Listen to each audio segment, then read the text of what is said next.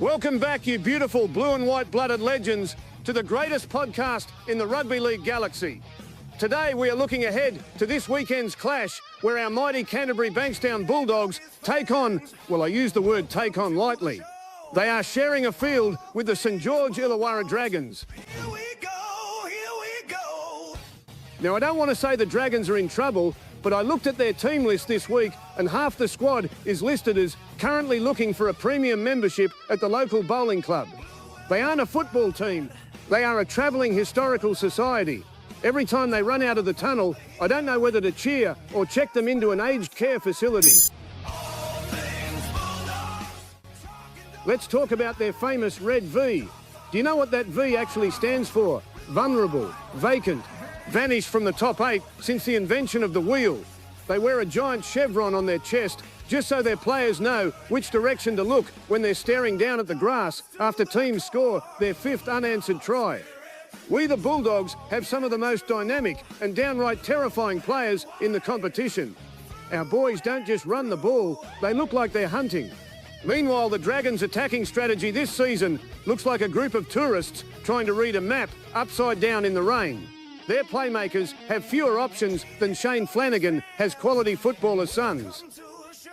When the Dogs' forward pack collides with theirs, it's not going to be a football match. It's going to be an archaeological excavation. We are going to hit them so hard, they'll be rattled back to the 90s when they were actually relevant. So, lock your doors, fire up the Barbie, and get ready. This weekend, the fireless breathing Dragons are going to look more like a couple of geckos on a hot tin roof.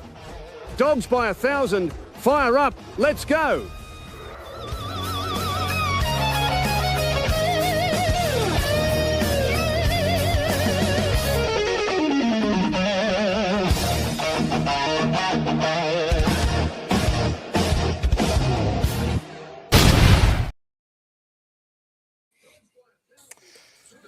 G'day, good, doggies.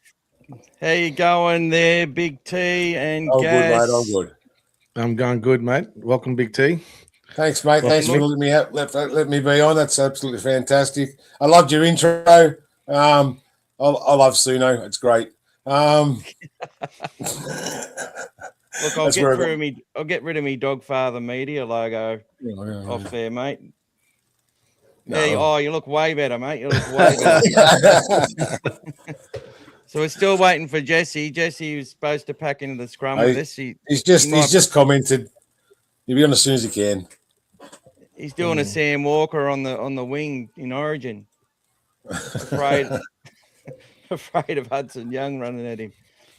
Guys, look, welcome to the great debate. It is the Bulldogs versus the Dragons, the big grand final for these two sides, again for the second time at the neutral stadium at Allianz Stadium, a great stadium, a stadium that should have presented us with that momentum against the Roosters, but instead has set us up for a big game against the Dragons to keep our final series alive. And the Dragons will be fighting for something that they've never had, and that's to avoid the wooden spoon. And it's a massive operation for them.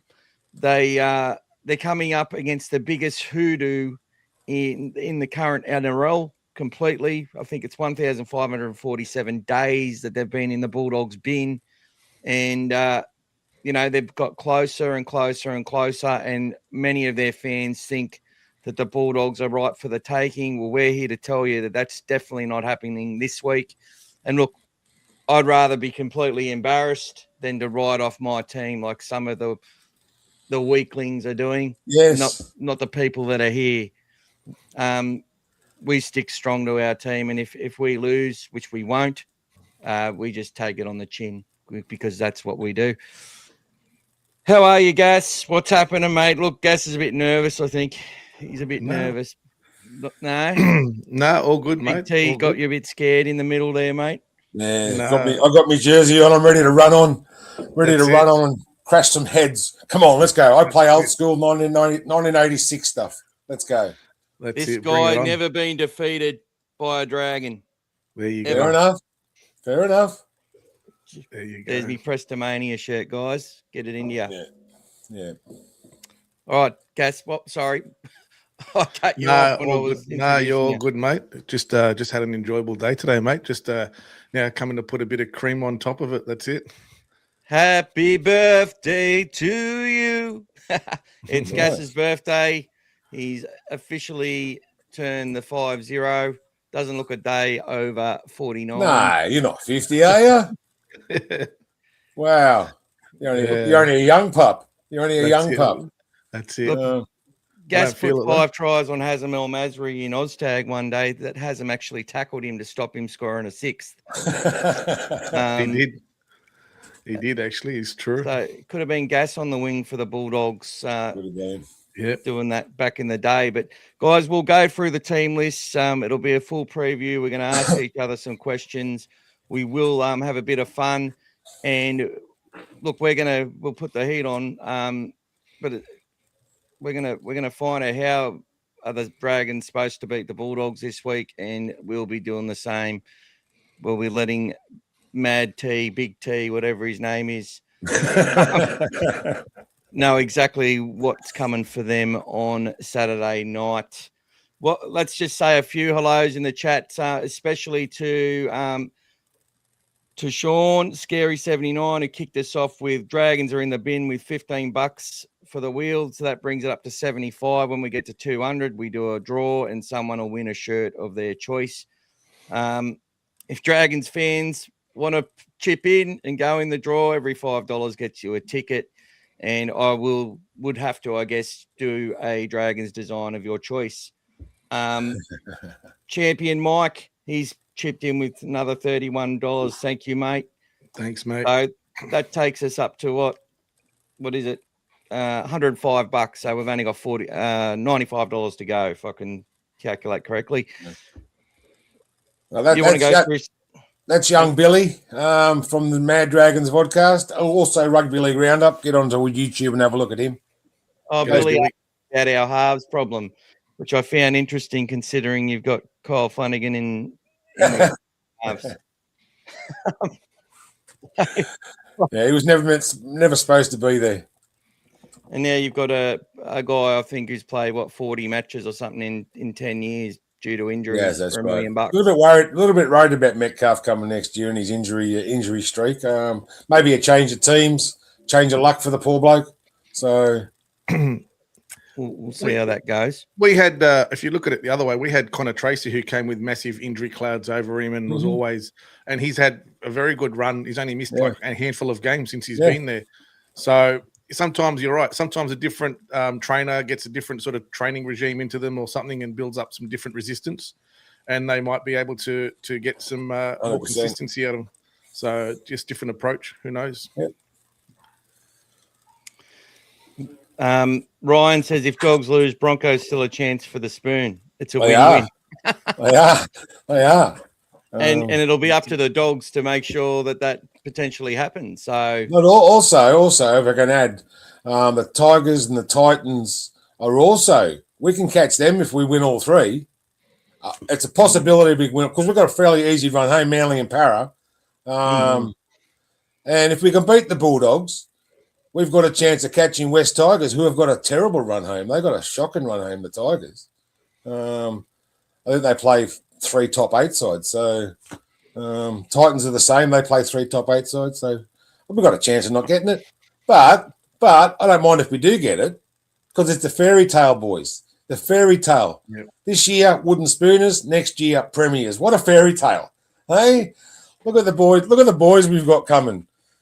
We're premiers next year. No worries. well, Dragons had that same fairy tale when Ben Hunt arrived on their doorstep. But instead, it was the Exactly nightmare right. of Ben Hunt dropping the ball from the kickoff, which we actually got to see young Bailey Hayward do in the second half last week. Yeah. Just reminding. But look, But anyone can do it. the Dragons have got the juniors. I think they've bought the right players. I just don't know why he's just such underachievers. I would suggest year- only the Broncos and Raiders have been more disappointing than the Dragons. But this Although year, they've all- this year our halves haven't any vision. We haven't had vision from the halves. We're getting a little bit of vision now from Lock and King Tonga, but our halves haven't had any vision all year. We're kicking the ball from our 40 every time. We're not making kick return. Our kick return is very poor. And we're not making the yardage in the sets until the last couple of weeks against the Tigers and the Sharks. We did make some meters. We're making 45 meters last week against the Tigers, which it's up there. Other weeks we're making 38, 39. And when you're kicking the ball from your own 40, their backs are getting 200, 300 meters because they're running 20 before we even catch them. So our halves aren't creative enough when we actually get down there. Yeah, they're not too good, the halves. But defending it as well is another thing, because even though you were doing 43, 44 meters against the Tigers, they were doing 49. So defending it is the other problem that you've had all year, which has been the challenge. Yeah, been the challenge. That's right. Yeah. So it's where you've trying to defend your points. It's been where I think you've averaged 28 points per game against you, and only scored 14 your way. So that's been a big challenge from the start. I mean, we saw it in the first game of the year, obviously against in Vegas. You know, Atkinson's kicking boot, we didn't realize he's got a big boot on him. He was getting you out of trouble and just kept, that was the only thing that basically allowed you to get us coming off our line pretty much most of the game. I wasn't even sure whether it was anything to do with Vegas or altitude or whatever it was, but it's consistent. He's actually got a big boot on him. But yeah, you can only take that so far. Yeah. And we said that. I did an article for Zero Tackle on the top 5 players after I did it for every team in the comp. And I had Atkinson because the guy had only had about four 80-minute games in his career. And it was like he was going to be the savior and stuff. And I think they put a lot of pressure on this kid. If he's given 2 or 3 years to develop, because he's still only really young, he could actually be a really quality half because he's got a good pass. He can actually... He can run. He's got the step and everything like that. I think there's just too much on his shoulders. But look, the Dragons will improve next year, but they should have improved this year as well. I just think it's been a terrible year. But we had that Shane Flanagan being sacked and Dean Young coming in. We didn't quite have the Foz ball that Manly had when Foz came in, but their bubbles burst now. I think Manly. The Bulldogs ended Foz ball, and showed everyone what to do. You just got to be. Donnie Bell in the comments there. He's our inspirational captain of the Mad Dragons podcast. He's the Mad Dragon, by the way, Donnie Bell. And our backs have let us down. Our backs have let us down this year. I think I had a few run-ins with Donnie on Twitter potentially. Oh, did you? Maybe. Well, there we go. Well, let's have a look. He can't stand Crichton, can he? He hates him. I'm pretty sure Donnie hates Crichton. So we don't like you, Donnie. Just saying. Oh, we love Donnie. We love him. Yeah, that's all right. You got to make it interesting, don't you? So, Donnie, you might be needed to come in and jump on here and fire things up. Jesse said something's come up. Something's come up, but as soon as you can. Is that his girlfriend, or is that his girlfriend in the Dragons? No, that's Matty Mulhall. Yeah, no, he's got a picture. He has a picture on his. Go and have a look at his Facebook page. He's got a picture of every single girl photoed with every single one of them. I'm gonna make up a montage of Jesse's girls. So watch out for that. Jesse's girl. That's You're exactly gonna right. have that in the background, aren't you? That's exactly right, mate. I'll be singing it. Don't you worry. G'day, Bulldog Mike. Hopefully you'll get your Jack Underhill shirt soon, the Undertaker shirt. Bulldog Mike won the comp the other week. G'day, Joby. G'day, Teddy.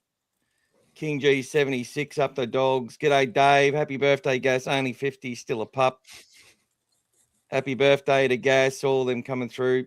Ryan says doggies by 13 plus. Happy birthday, Gas from Lucas. Thanks, Phil guys. Burgess, have some respect to our big T. He's my old boss. He's my old boss, Phil. I've known Phil for 30 years. He doesn't work for you anymore, Phil. All right, he's not on the clock anymore. All right, stop stalking him. All right. Matthew Harrison, dog for life. That's it. Shove expert, all things Lakemba. Oh, come on, brother. Go Come on, that's Plenty not of Dragon nice. supporters in Lakemba. And if they did, they do it well. That's all I can say. Billy Millen, Dragons 13 plus, mop the floor with these cats. Oh, that's a bit of a. I'll tell you what. Meow. D, the Dragons have a halves problem. Too many halves level NRL players. Half level NRL players. Can Dogs make the finals? Well, let's hope so, brother. I've always admired the Dragons' youth policy. Sorry, I mean retirement home policy. Oh, come on. If Dragons make the 8 next year, it's an accomplishment. Yeah, I reckon so. Thank you, Lucas. So we're up to $125, 75 to go, and a chocolate wheel, spin the wheel will happen. Ooh. Warriors might win the comp. Go the Wars. Well, there you go. There you go. Donnie's just said our yardage is up to the best. I'm talking about our back three. I don't make meters. It's a type of yardage, and it's how well they play the ball and everything like that. Yeah. Go the Warriors. What's wrong with Gas's camera? It's well, just I'll a bit put of, him in jail, Harry. A bit of static. A bit of static. No, when Souths won the other night, he smashed his camera, mate. That's what happened. And he said, it was all Harry's fault. You know. Yeah. Dragons being premiers keep dreaming. Yeah, thanks, mate. To lose us in the grand final, though. Donnie says maybe last year and previous years, but this year our forwards have been a highlight. Well, Donnie, that's where you've got it wrong, bro. Because if your forwards have been a highlight, if there's a platform there, any halves can play off it. No, and any half will tell you that. Not ours. Well, look, I've got no vision. There's no vision. You've had a lot of injuries though in the main part of the year. Yeah. Most of your good players that weren't there. So if you had those players for the whole year, you could have had a different story. Possibly. At least be sort of take your red and white heart jersey off. That's all right, mate. They can tell us what they're doing tonight. That's all right. Happy 50th from Rhett. Wipe your camera, Gas. Yeah. Donnie, you just sound like a Bulldog supporter from 2020, 2021, 2022. It's not your backs that'll let you down. Trust me. If there's just some players in your squad that are probably. Holmes has been disappointing. He's come all right the last few I weeks. think Holmes has been injured for the. But for what you're paying him, he hasn't done the right thing. He's had a bad shoulder. Yeah. For what you're paying, he's giving you no value. No value. You've got no value out of him. But he is injured, and injury causes fatigue. Yeah. And I'm not going to talk about Galvin. Is Galvin going, or what's the thoughts there? Galvin's locked in. You a doggy supporter, Matt, or what? Warriors have a habit of choking in the finals. Straight sets, I reckon. Metcalf was the key, but that ship sailed when he got injured. Harris DeVita and Tamari Martin, ain't it? Well, I'll tell you what, Harris DeVita's had a really good season. And I reckon he's probably the hardest hitting 5'8" in the comp as well. He's got a good kick. And he's been running the ball and actually playing with some vision this year. So, but against the good teams, you might be right. He might not be it. But I reckon he's done a pretty good job this year. Do you want to read a couple, Gas? Yeah, Donnie Bell, we were always wooden spoon favourites. Our own coach wrote us off before the season started. Well, I think he wrote you off from being a premier. He wrote you off from being the premiers, but not from being wooden spooners. Yeah, he's probably being a bit too honest, I feel, just with what he was dealing with. Paul Wiseman, Dragons by 10.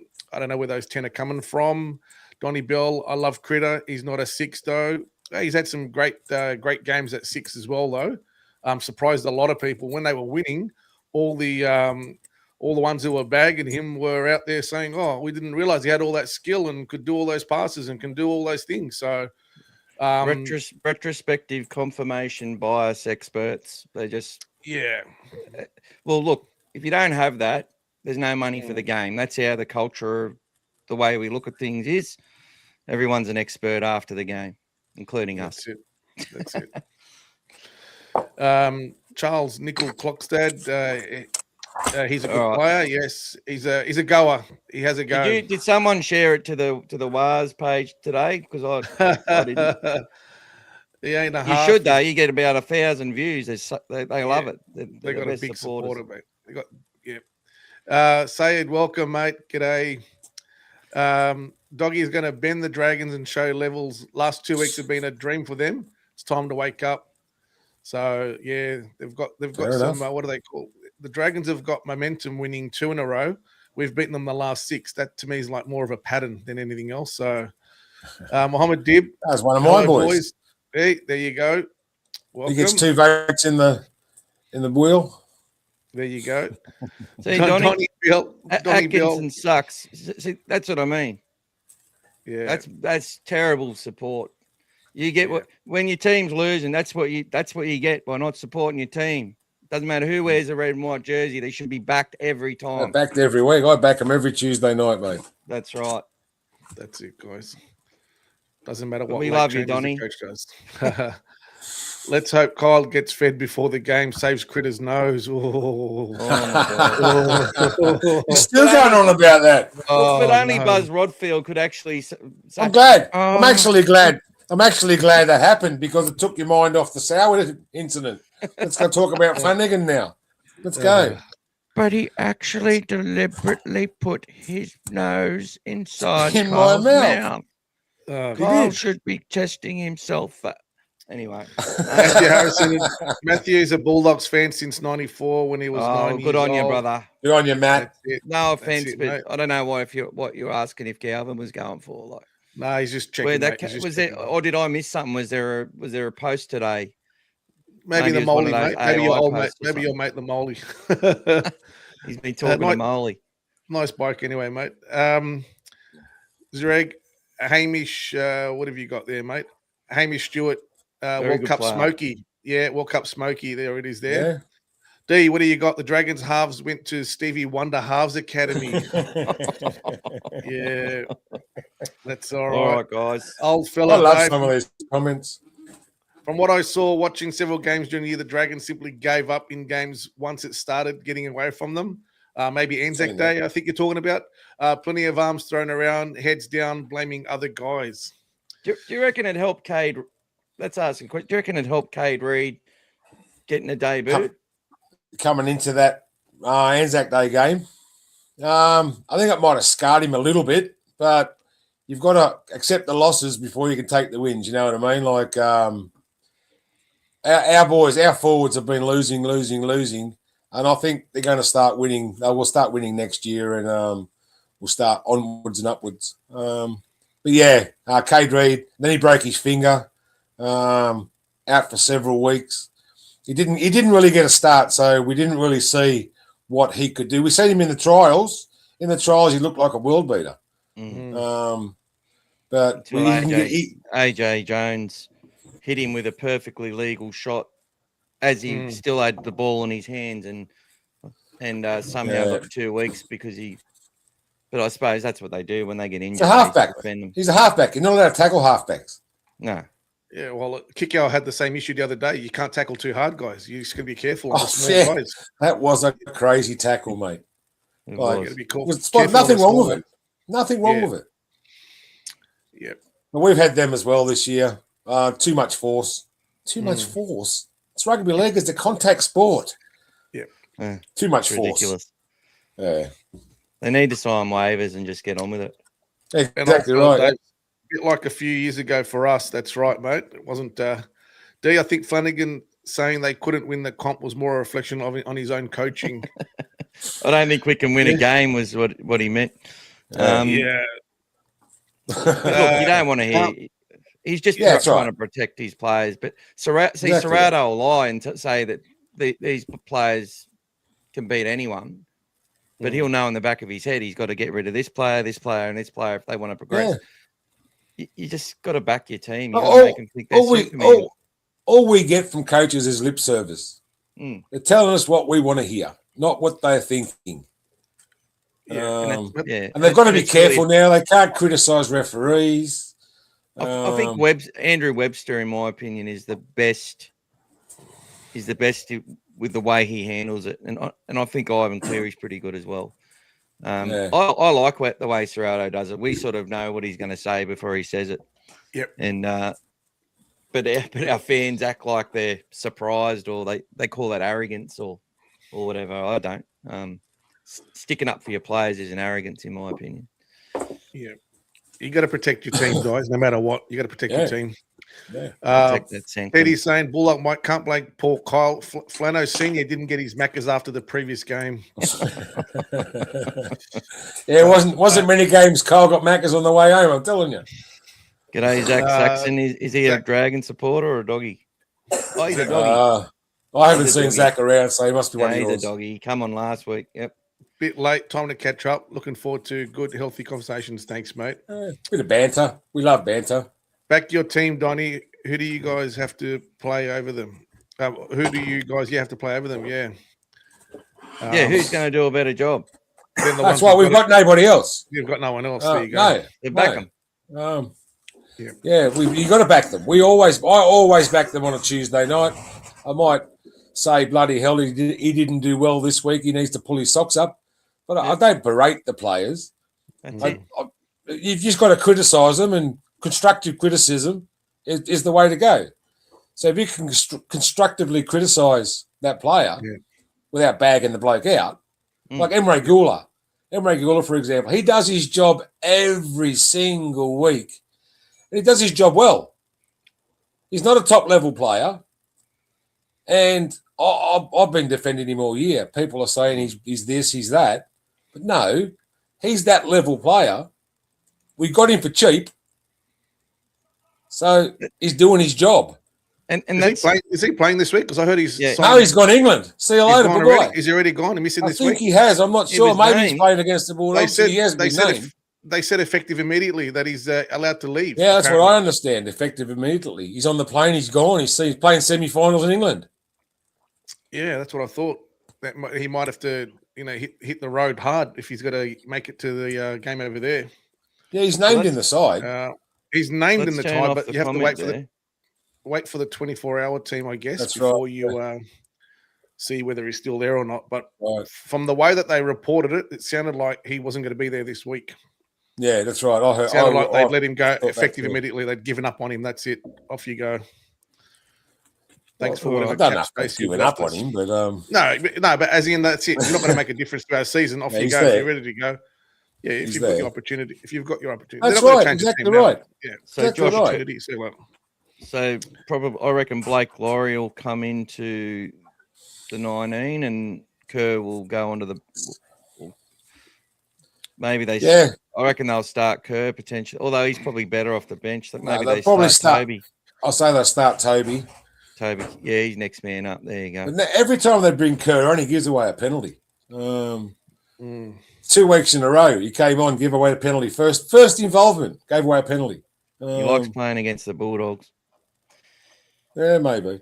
He's got a good offload. Gula scored a good try against us with a little kick from Cook in Vegas. So he did. That was a set move. That was a dead set. That was a great set play. Yeah. Everything that the Dragons did in that game was they practiced, and you could see by the way they celebrate. The better team won though. The better team won, even ignoring the next comment that's on the screen. So it's good. What, the cherry blue scary? No, and next year say it's time to get justice for the robbery that happened in Vegas. Sorry, mate. If you don't win in the allotted time, then you don't win. I just remember 2 points. I remember winning, celebrating. That's it. Jumping up and down. That's a win. That's a win. You guys had opportunities as well, but you couldn't ice them. So that's it. 100%. No such thing as a robbery. If you want to look back at it, and for me, the strip on Cherry was a strip. He pulled the ball out. Bottom line, doesn't matter. Penalty's a penalty. That's it. All right, let's go through the team. So I'll scroll through it slowly so you can read it out there, Tony, or have you got it there? Yeah, mate, no worries. I could probably tell you. You got Daniel Atkins at the back because Gutho's apparently ruled out for the rest of the year. So there you go. Matt Feagai is one of the wingers. Sully and Holmes in the centres. Tyrell Sloan's in number 5. Liking King Togia and Kyle Flanagan are our halves. I'm liking King Tonga at the moment. He is starting to play well. Whether we have him in 2028, I'm not sure. And the front row there he is, Liking. He's only a young fella, but yeah, I don't mind him. Then you got Loco, Pacifica, Tonga, and Emre Gula, it says there, but I think it might be Toby Couchman. Jacob Little is now starting to be our starting hooker, all ready for next year. Very nice. And then you got the 2 guys here, Dylan Egan and Hamish Stewart. They're both Gerringong Lions, like from down here. And they both, we've got Hamish Stewart, 217 tackle breaks this year. That's just under 9 a game or something.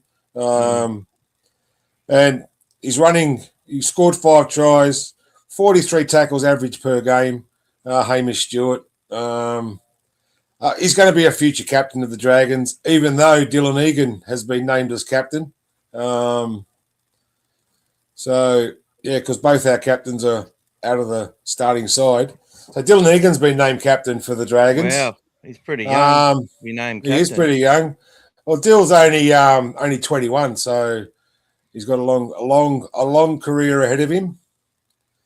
And he's signed until 2029 or 2030, so we've got him locked away. Hamish is signed to 2029. The Couchmans are signed to 2030. Loco and Halangahu, or should I say Halangahu? Is that how it's pronounced, is it? Halangahu. That's how it's pronounced. We thought it was Halangahu, but it's Halangahu. That's what we thought too. Yeah, so that's how you pronounce it. And you got those boys as well. You got Toby Couchman, Jacob Halangahu, Jacob Webster. He's a Jack DeBellin clone. Wow. He's a monster, bigger than Jack DeBellin, but he just looks like him. He plays like him, and all our forwards play like Jack DeBellin used to play in the old days. You know, he was such a good player, Jack DeBellin, for us. And then he went to Parramatta, and he's off to the UK, I think. Jack DeBellin. Well, here's a stat for you. Since he started, he's undefeated. Well, there you go, Jacob Webster. I'll have to bring that up when we beat the Bulldogs on Saturday. He's the X factor potentially. We'll send AJ after him. I don't mind AJ. He's not a bad little player, is he? Well, big player. But his dad's come on and said hello a couple of times. Really? Podcast. Yeah, just in the chats and stuff. Yeah. Okay, yeah. We've got a couple of dads as well in our podcast, but they pop on every now and then and give us a bit of inside information. Yeah, we get the same. But don't tell anybody. Don't tell anybody. And there's old Cade Reed down there. Yeah, down the bottom. He's named in the side. There is a he will be brought into the 19. There's a rumour going around that he'll come from outside the reserves and come into the 19. Not sure where. Maybe for Kerr. Setu too. But we do need. Is he not in the side? He won the game for years against the Sharks. Well, he was one of the best on the field. He did, but they're saying Finai. What is it, Josh? Matt Finai. He's just showing better training. Like he's ahead of Setu in training. Like he's ahead of him. So Setu too is still a little bit shaky in defence and under the high ball. But I'll tell you what, with this new side coming, Cody Nikorima and Luke Metcalf, and he's going to be a sensation next year. I call him Toto too. To'o 2. Toto Brian 2, I To'o, call him. or To'o Part 2. I call him That's Timo exactly right. 2. Timo 2. There you go. Timu Toto. Timu Timu Toto. To'o. Yeah, there you go. No, but he's a good player. I like him. He's 27. He's getting up there in age, but debuted this year. He debuted for the Warriors last year and come into the side. And I think he's going great guns. I haven't got a photo of Dean Young on the NRL yet. No. What's going on there? No. It's pretty. I don't know. They're NRL.com. hopeless. You got to love him. Hopeless. Oh, there you go, guys. So, all right. Well, we went through the Bulldogs last night. Actually, I'm looking at the wrong one here. Look, there's a chance that potentially a lot of fans think that young Bronson Cherry is checked out.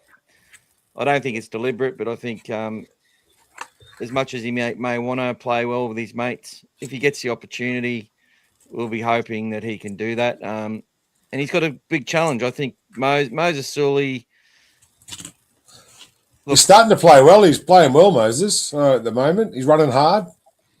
Yeah, look, going back years ago, he was someone that used to like playing the Bulldogs, but they've sort of got stuck into him the last few games. And he sort of started well, but then made that mistake and then sort of carried his divots. Valentine Holmes, look, look, if they turn up these players, you've got a lot of talent in that side. Yeah. Look, I think Kyle Flanagan, they should have put him to hooker. I really do. If they did that, get him to start games, get him running out of dummy half. He actually has more creativity from there because he's got less time to think. I find that Kyle has always, as a halfback, has tried, he's got that kicking style which takes too long. I think he's worked hard on that, though. It's actually a little bit better. But, he sort of throws the ball up first before he kicks it instead of dropping it onto his foot. Yeah, and, he puts it onto his foot. So, he kicks trying to get extra out of it by like the soccer goalkeepers do it. But so let's have a question for you.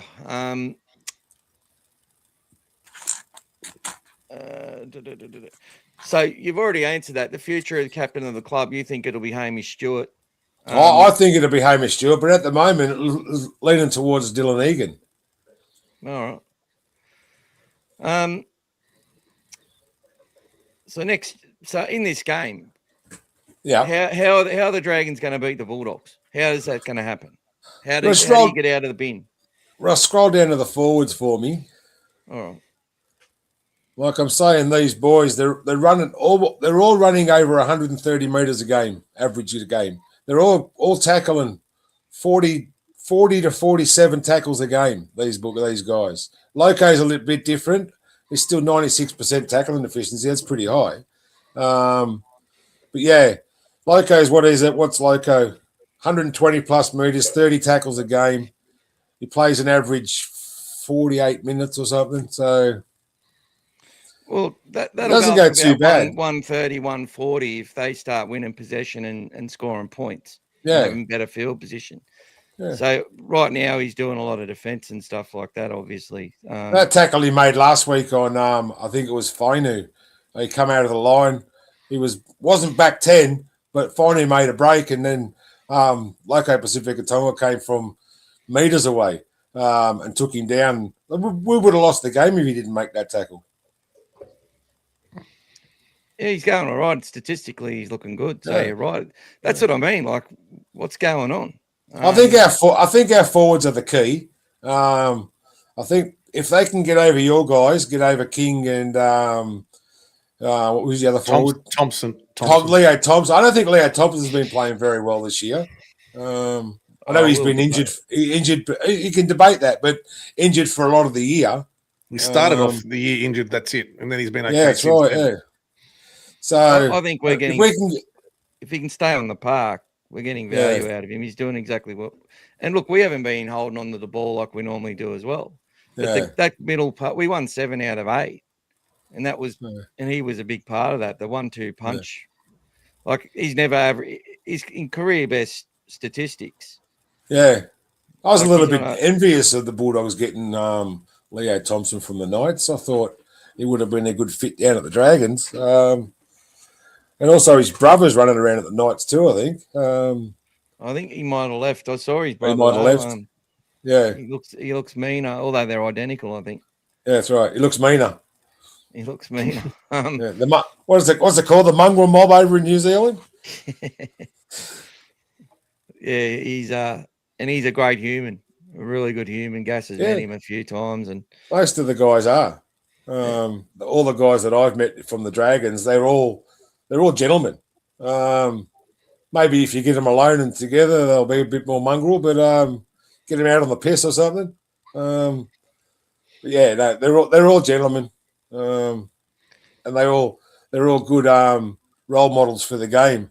Unlike the AFL. well, Leo played 70 minutes against the Roosters, 70 against the Eels, in his first win that we had as a Bulldog. Oh no, that was against the Storm, the first win. 69 versus the Eagles, so he can play big minutes, and that's a big thing for us. Up to 60 minutes, average 60 minutes, I'd say. But yeah, that's not bad numbers. Our boys are doing the same. Egan, Couchman, Hamish Stewart, they're all playing 70, 75 minutes a game. So, and that'll make our forward rotation a little bit easier.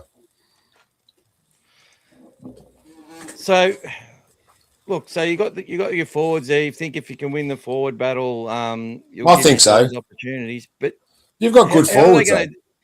Your forwards, that's what I mean. So you've all said that your forwards have done a great job and your backs are letting you down. Well, what are your backs got to do differently? Run harder, make more meters, not miss tackles. Like we're going back a while, but until his shoulder got better, Val Holmes was missing 8-9 tackles a game on the one side. Then you got Moses Sully and Matt Fino on the other side missing 7 tackles a game between them, and our outside defence hasn't been good this year, and that's what we've got to tighten up. Tighten up the outside defence and everything else will come. Everything else is there. Just tighten up the outside defence. All right, so he's averaging the same play the ball speed as us, conceding 28 points and scoring 16 a game. Tackle efficiency a little bit higher than the Dogs. Ours was actually trending really well till a couple of weeks ago. Completion rate, we're a little bit worse as well, conceding a lot less points. Obviously, he's a 4 from 21. We're 10 from 21. Yes. Very inconsistent, the Bulldogs this year, though. They've been up and down all year. And I'm not sure why that is. We had a big injury run in the main part of the year as well, where we lost a lot of key players. And X-factor players. For us, That's what we're missing. Yeah. We're missing an X factor. We need an X factor. Even though Tyros Lane's there, but I don't he scored eight. He scored 8 in his last 8, so he's going okay when he's got his head on. But you need to get that service to him when you get in the. But for us, our X factors are limited as it is, and when you take them out of our team, it's hard for us to generate points. And you can defend for so long, but if you're not scoring points like we did the other day, that's where it hurts you. We need to take our chances when they come. So, but I feel like the desperation that we've got, because we're still in it, we're still a chance for the 8. I think the desperation, it's everyone's saying the Dragons got nothing to lose. Yeah, they got nothing to lose, and that's how then they play for nothing to lose. But we've got everything to play for. So it's so have we. So have we. We've got to avoid the spoon. That's our objective. The next 3 weeks, if we beat yous, that's a good start. We could probably maybe miss one and win the last 2, but we've got to win all 3, and we've got to hope the Broncos lose 2 of their 3, and we'll catch them. And we've got everything to play for. It's not just not just the Bulldogs playing for the 8. The Dragons are playing trying to avoid that wooden spoon. Yeah. You're playing to not play. We're playing to keep playing. So I think we've got a bit exactly more, right. Yeah. We've got a bit. You guys do have a big task ahead of you, though. I think. Yeah. Yeah. So, All right. So, Gas, who What- needs to stand up for the Bulldogs? Or did you want to ask a question or something? I was going to ask, what's the story with Allianz Stadium? The last 5 games, the Dragons have lost all 5, and they've conceded 230.7. They've averaged 47 points a loss. We've What's had an happening? absolute shocking last 8 years of rugby league. Since 2018, made the semis in 2018. Our last under Mary, under Hook, under Shane Flanagan, we've been terrible, and I don't shy away from that. We have been terrible, and we're not going to blame the referees, and I won't blame the referees. Even though every club We gets will. shocking calls, everybody gets shocking calls. We all get them. You've got to take them on the chin, move on. Hopefully next week you'll get one for you. It's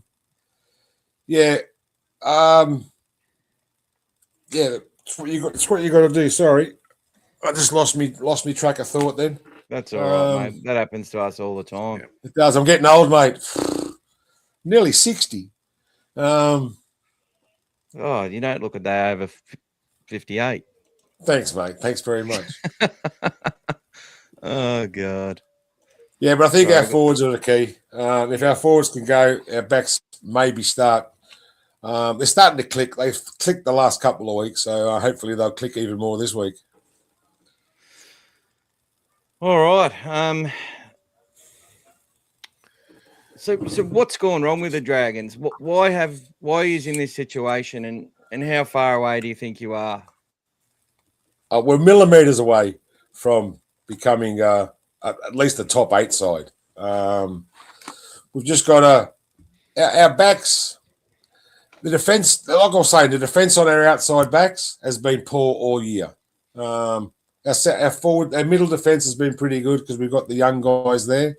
But our outside, that's where we've been let down. Our outside backs, both sides, just not making tackles. Look, I think it's good signs for the Dragons. And I'll tell you, they've probably had a similar problem to the Bulldogs in that in games. It's funny for the Dogs. Games we're expected to win, we'll go and do the stuff that we've got to do for 3 or 4 tackles, but then we'll go to sleep on that one play, and that just gives the opposition the leg up. And then when we've sort of controlled games or got impatient or haven't got points, we've then been punished. But against good teams, we're up the whole game. We play for 80 minutes. Yep. We do what we've got to do. What I've found with those Dragons, I find it with the forwards as well and the markers and stuff, that's where you get beaten out wide because you fall asleep. The young fellas just lose their concentration a little bit, and that comes with being young players and not having enough. Yeah, and not having the right experience there sometimes. And I think it's and teams have just been able to really take advantage of that. All sides have, like this year, have had to sort of go at the Dragons. You were definitely up for that game in Las Vegas. It was a different for the Dogs. Serrato, like basically we've had our buys pretty well spaced and then had to make a long run home. But then we got them on the second round 2 this year, so they had to do things differently. So it was a different season for us in that. But look, we've been disappointing, no doubt. But the difference between us is that our top 30 has still only got like 7 juniors in it. Yeah. You don't win comps with 7 juniors in your top 30. You need about 16, 17, 18. Yeah. How many of the Dragons got? I reckon we've got up to 14, I think. Jag's welcome. Welcome, Jag. How are you, buddy?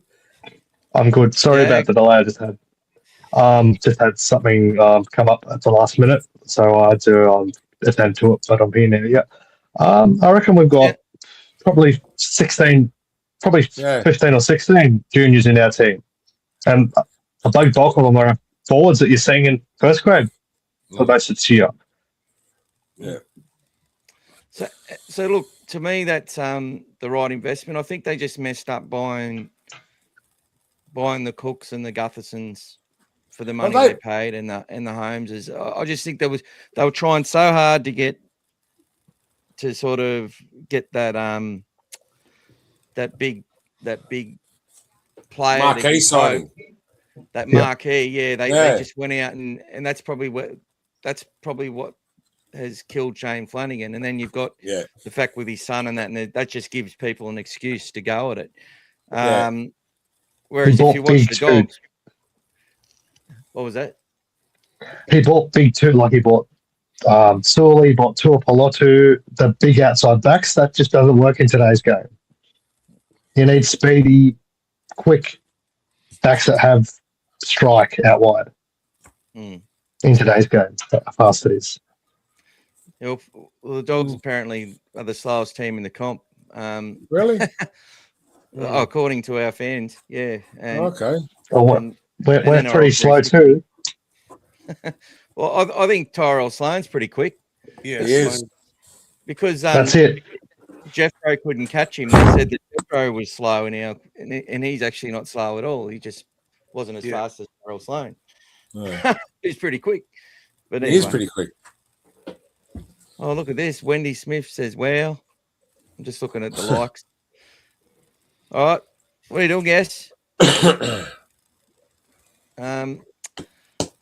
That's right. Bulldogs on top, Dragons on the bottom. That's how it should be. Yeah, all right. I was just about to mention that. What's going on there? Hey? Well, if the shoe fits, I'll take it.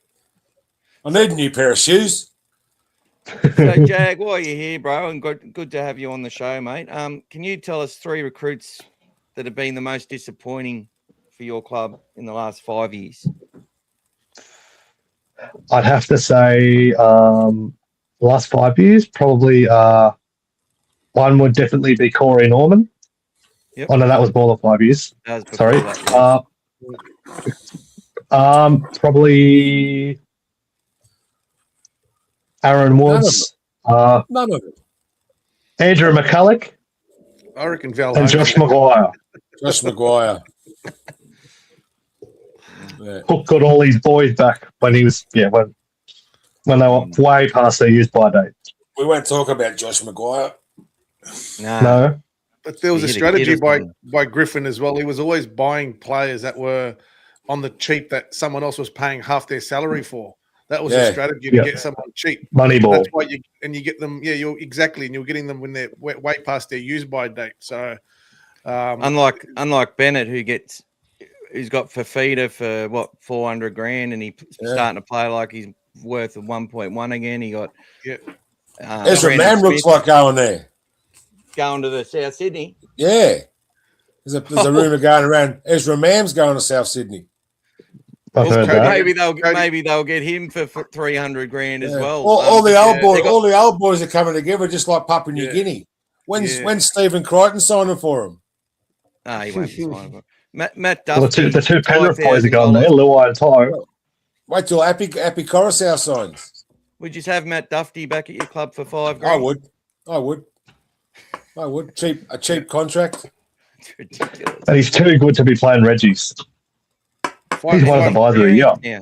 And he's in a good team. Yeah. Was it $5,000 a week or something, isn't it? No. He came for $5,000 total contract because he got paid out. He got paid out in his contract overseas. He came over and said, look, I don't want the money. I'm not here for that. I want to prove myself. I still got something to offer, and I want to prove myself. So he goes, can you fit me in? So they made a $5,000 contract just to get him into the team, and then off you go. Wow. And he could But obviously... the NRL must have clarified that. Well, he rang for the first 10 weeks. He rang Ben Hornby. Yeah. Yeah, he called Hornby and he came over. That's what he did. He called Hornby. Right. Nice. And spoke to him. I'd have him. I'd have him on my 19. Yeah. So and he's to put Jai Gray on the bench, he must be doing something right, if that makes sense. You know what I mean? 100%. So he's a player that would be in most teams at the moment, the way he plays as well, just with the energy and. He suits the Bennett style, does he? I think he suits the Bennett style. Yeah. Yeah. So there was a few defensive issues that they had they had to swap him over for, and a bit of the talk as well. So that's probably why there's a bit of a switch there. But at least you can alternate those two, and then you've got the biggest X factor still on the bench in Latrell. So we'll see if South Sydney are the real deal this week. Go on mute, Jess. Jess, go on mute. Your mum's asking your dad, does he want dinner? Come on. Time to take the rest of it in the garage, mate. That's it. Let's go. I was going to say, hey, ref, can you tell your mum to shut up? Just in the bin. You're off. You're off. My brother said that at a Bulldog Sharks game, and the lady had a little baby shark, and she started smashing him with it. Don't you love that banter? Don't you love that banter? Oh, I love it. She had no teeth. I thought she was a Rabbitoh supporter, but either that or Penrith, mate. No teeth, yeah. Oh, yeah. At the riff, mate. At the riff. At the riff. The bull riffs. Let's have a look at a few comments, Mick. Let's have a look at a few comments, mate. All right, see how the guys are going. So it's time to next get the one. justice for the robbery. Yeah, Brian, welcome. Even though he said he would never would again when we were winning, Winston was back to his usual shouting zero again. Surprise, surprise. Well done, Winston's got his own character on Rugby League 2026. Oh, really? Isn't that for teenagers? I don't know. Anyway, isn't Kyle the last halfback to win the World Club Challenge though? That's true. He is. That's true. And this is the Roosters officially their best season since Kyle Flanagan was their halfback. There you go. There you go. Yeah. Sayed, Cade's the future, but bringing him into a team that isn't doing well is a recipe for disaster, especially when he's not physically ready for it. And which is Flanagan was trying to say he's not ready. He was trying to say that. He was protecting the kid for the right reasons. You know, you need them to be ready before they come in. And AJ Jones showed that in Belmore. One hit and the guy was out concussed for a few weeks. You know, you need to get your body physically up for it. It's not. You do. Kevin Moore protected Ben Barber for 4 years. There you go. He only played him, 10 times or something and give him a little run off the bench in the last round. In a season, they nearly made the finals or something. But, oh, no, that was 2008. Sorry, that was Wooden Spoon year. Something you guys are definitely winning after losing to us on Saturday. So, we can still do it. We can still do it. Yeah. There'd be nothing better than handing it to the Broncos. Wouldn't be. Well, that's what Ryan said earlier there, Jag. He said it's win-win for the Dogs, especially if we get to if it comes down to that game where Dragon supporters are wearing Bulldogs jerseys on a Thursday night on a Thursday night, saying beat the Broncos and we get 75,000 fans there. That'll be wonderful. If we keep winning, like we keep playing the way we are, we can win all 3 games, can't we, Big T? We can finish 14th. But look, tell you now. It's like this. The Dragons have been on honeymoon all season. They've got this honeymoon period. They're allowed to sit there and win 4 games, and that's okay, But we've been programmed for mediocrity, us Dragon supporters. Programmed for mediocrity. So it's not your fans' fault. It's been happening since 2010. Yeah. Mm. You've never had one. You've never had one before. Unfortunately, all good things have to come to an end. And that's right.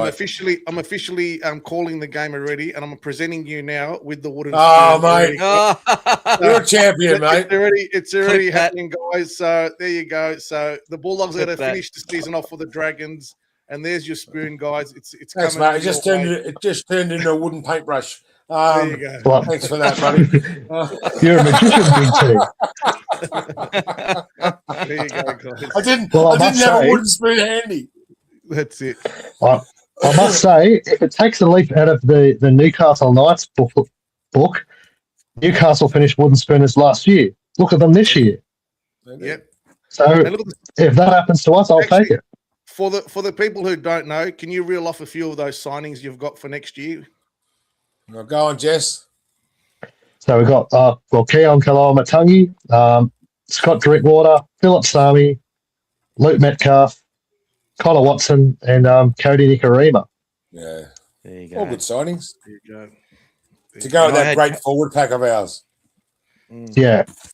How do they fit in the cap is what I want to know. I'll tell you how, because our forwards are all Dragon supporters, and they took unders. I'm telling you now. Yeah. They took unders to play for the Dragons. The juniors, yeah, they want to stay with the red V.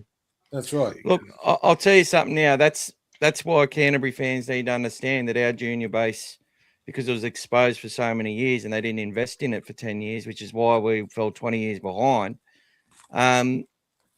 It's not that we've still got a lot of those players that'll do it for nothing, but we haven't had the quality players do it. Like we had Paul Olamotti after 3 NRL matches having a meeting with Tom Payton and saying he wants $600,000 a year on a 4-year deal. Yeah. Like Gus is like, see ya. See you later. You don't want players. You can go to Penrith and you don't really well. want mercenaries in your team. You want the ones that want to stay. And that's why I think Metcalf is a worry, because to think that he had a knee injury and people couldn't talk to the fact that like ACLs, most players take at least 6 months to get right afterwards. Like they're never back to their best straight away. Like they never are. So they need time. And I just couldn't believe that.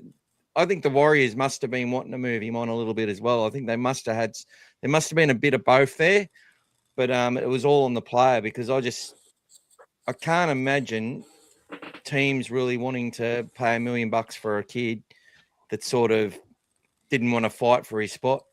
And I said it at the time. I said the Blondie's only 5 seconds away from a knee injury himself, and Metcalf's straight back into the team. And it happened. You said it the week leading up to that, yeah. The week leading up to that. So I found that a little bit of a worry, that he's sort of like, oh yeah, I'm not going to stay and fight for my spot.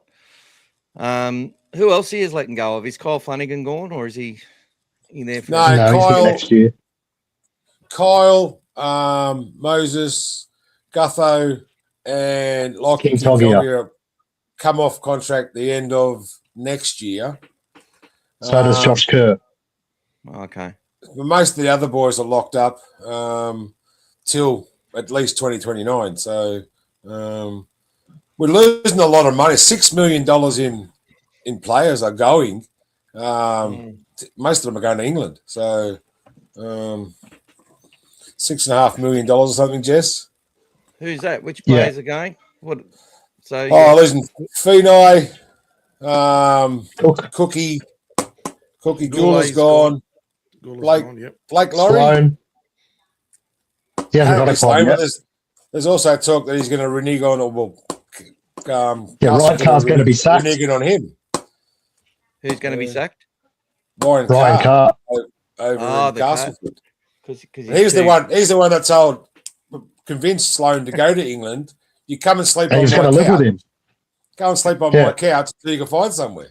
So, don't know what's happening there. Interesting. Yeah, that's interesting. Christian Topolato's gone too. Yeah. Oh, the money man. Yeah. There's a lot. There's a lot of the players. money. We're losing by 16. Hey.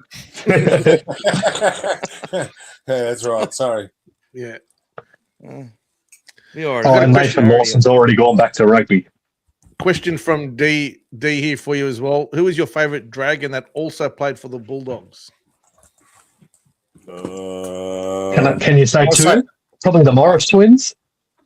Yeah. Correct. I want to say Mick Potter. Yep. Mick Potter. He won 2 Dally M's. Mick Potter. Yep. 85 wasn't one of them. Yeah. Yeah. So he was a good 93. Steve Gearin. Steve Gearin. Yeah. Steve Gearin. Yep. Luke Patton. He was another good one. Luke Patton, the general. Jason Elchin. Oh, he ended up the Dragons, did he? He did, yeah. Jason Elchin was at the Dragons for a little while. So you can win a comp with a substandard fullback. Bulldogs did. Oh, look, I love Jason Elchin, but his legs used to move, but he didn't. That was a good side, though. Their side was a good side. You wouldn't have Ennis on that list, would you, Big Team? Michael Ennis, yeah. I can't stand his commentary. He was a good player. But you can't count people. You can't count ones that have played for the other balance of the other teams in the league as well, like the other 14 teams. Yeah, so who play for every team? Exactly. Yeah. Who was it? What was his name? The big fella, bald head, played for the Dragons and the Bulldogs. Clemmer. Wayne. Clemmer. David Clemmer. Clemmer. Yeah, Clemmer. David Clemmer. Yeah, Clemmer.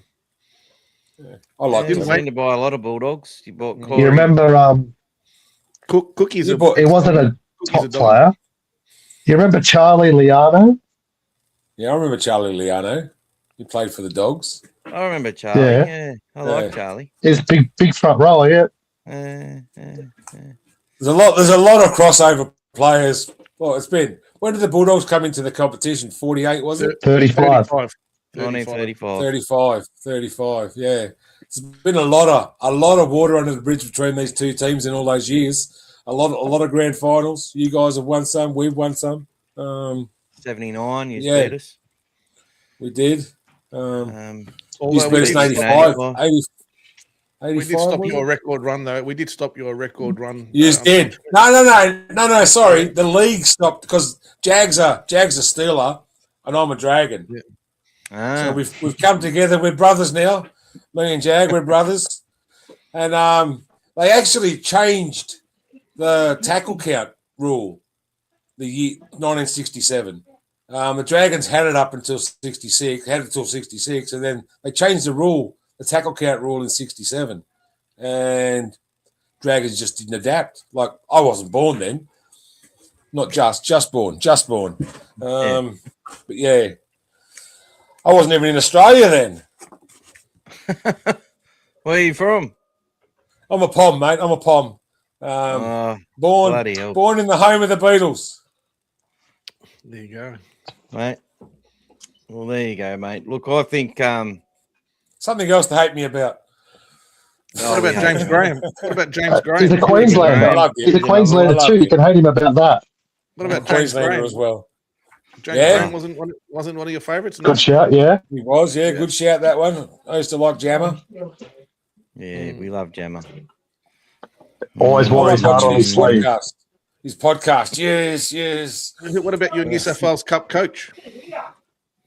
Willie Willie Talau. Mm. He played for He's both been- clubs. Yeah. He's He been in a might few go to- clubs, though, Willie. He's going to get Tommy Talau over? I don't think No. so. No room. No, not when he's misses at the Roosters.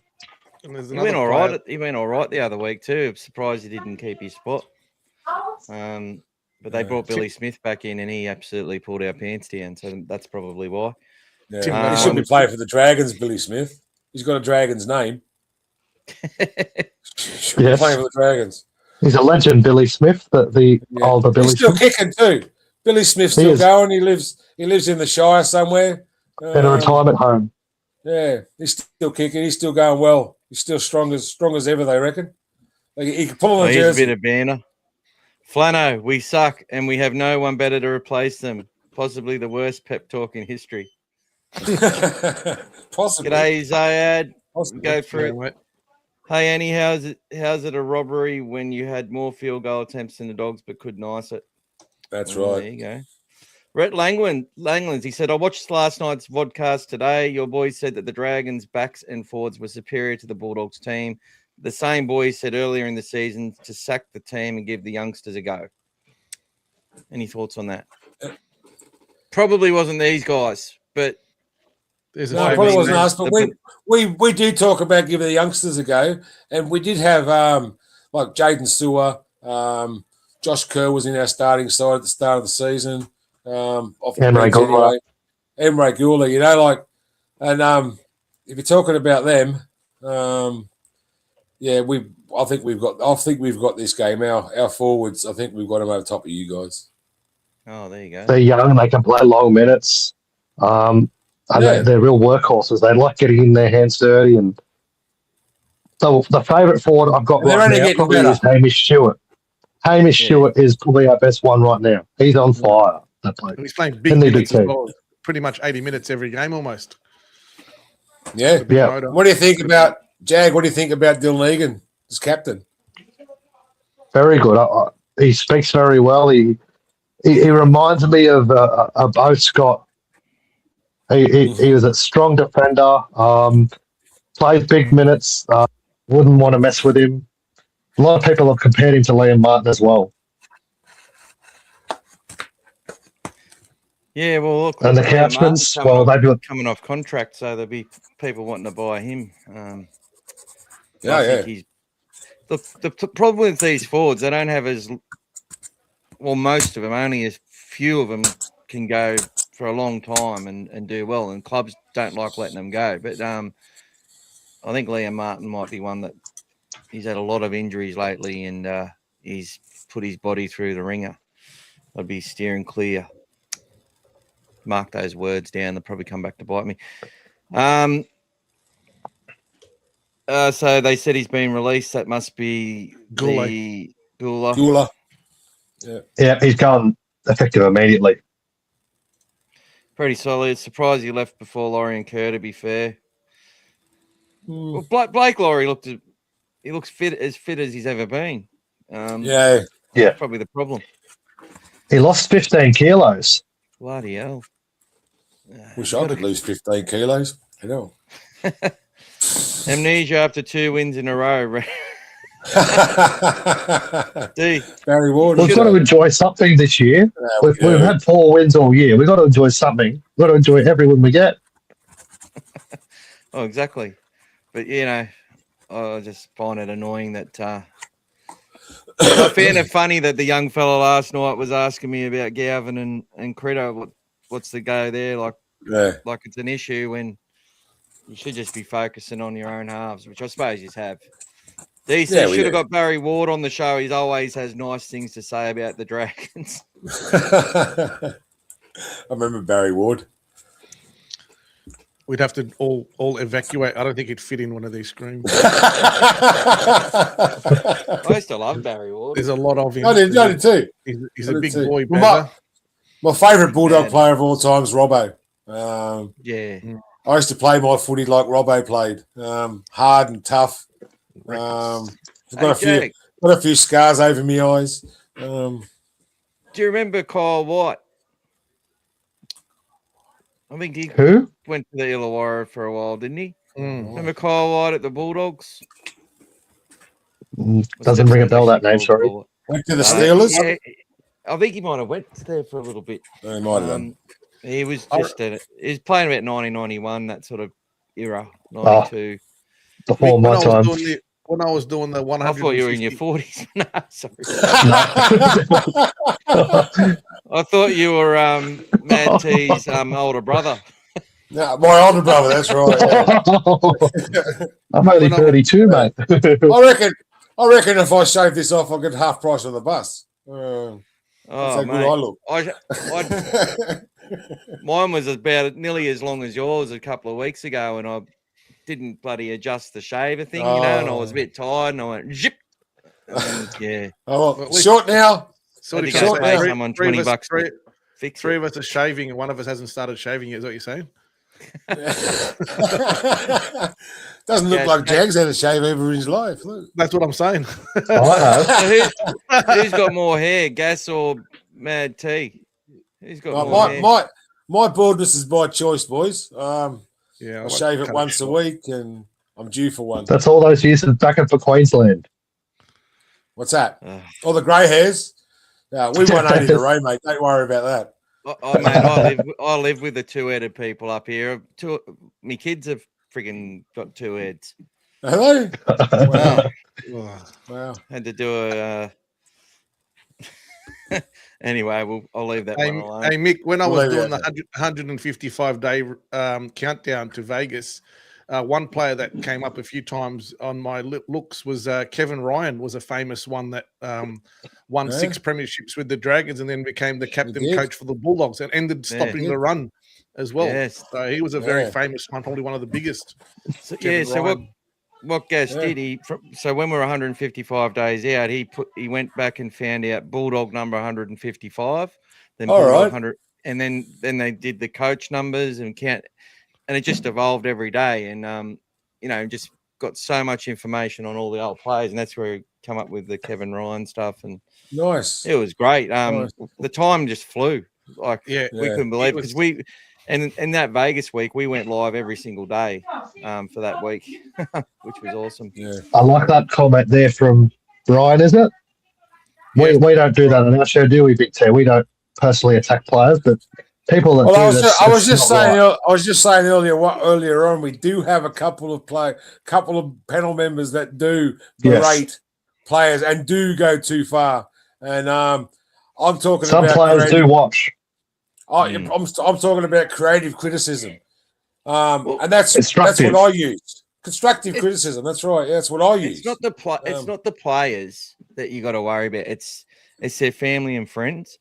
Yeah, That's and then it. it sort of gets back to them, and they're the ones who carry all the weight of it the most. Because what we've got to understand is a lot of these players, even the young kids waiting to play, like within their communities, and they're probably the best athlete at their school. You know what I mean?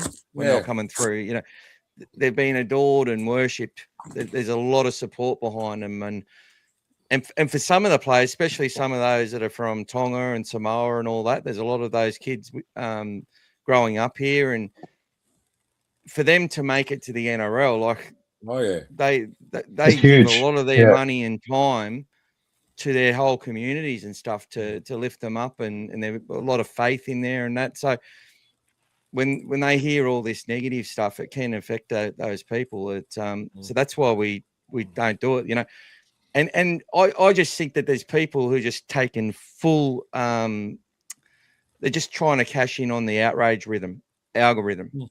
So have you ever had, what do you think about your super fan on Instagram?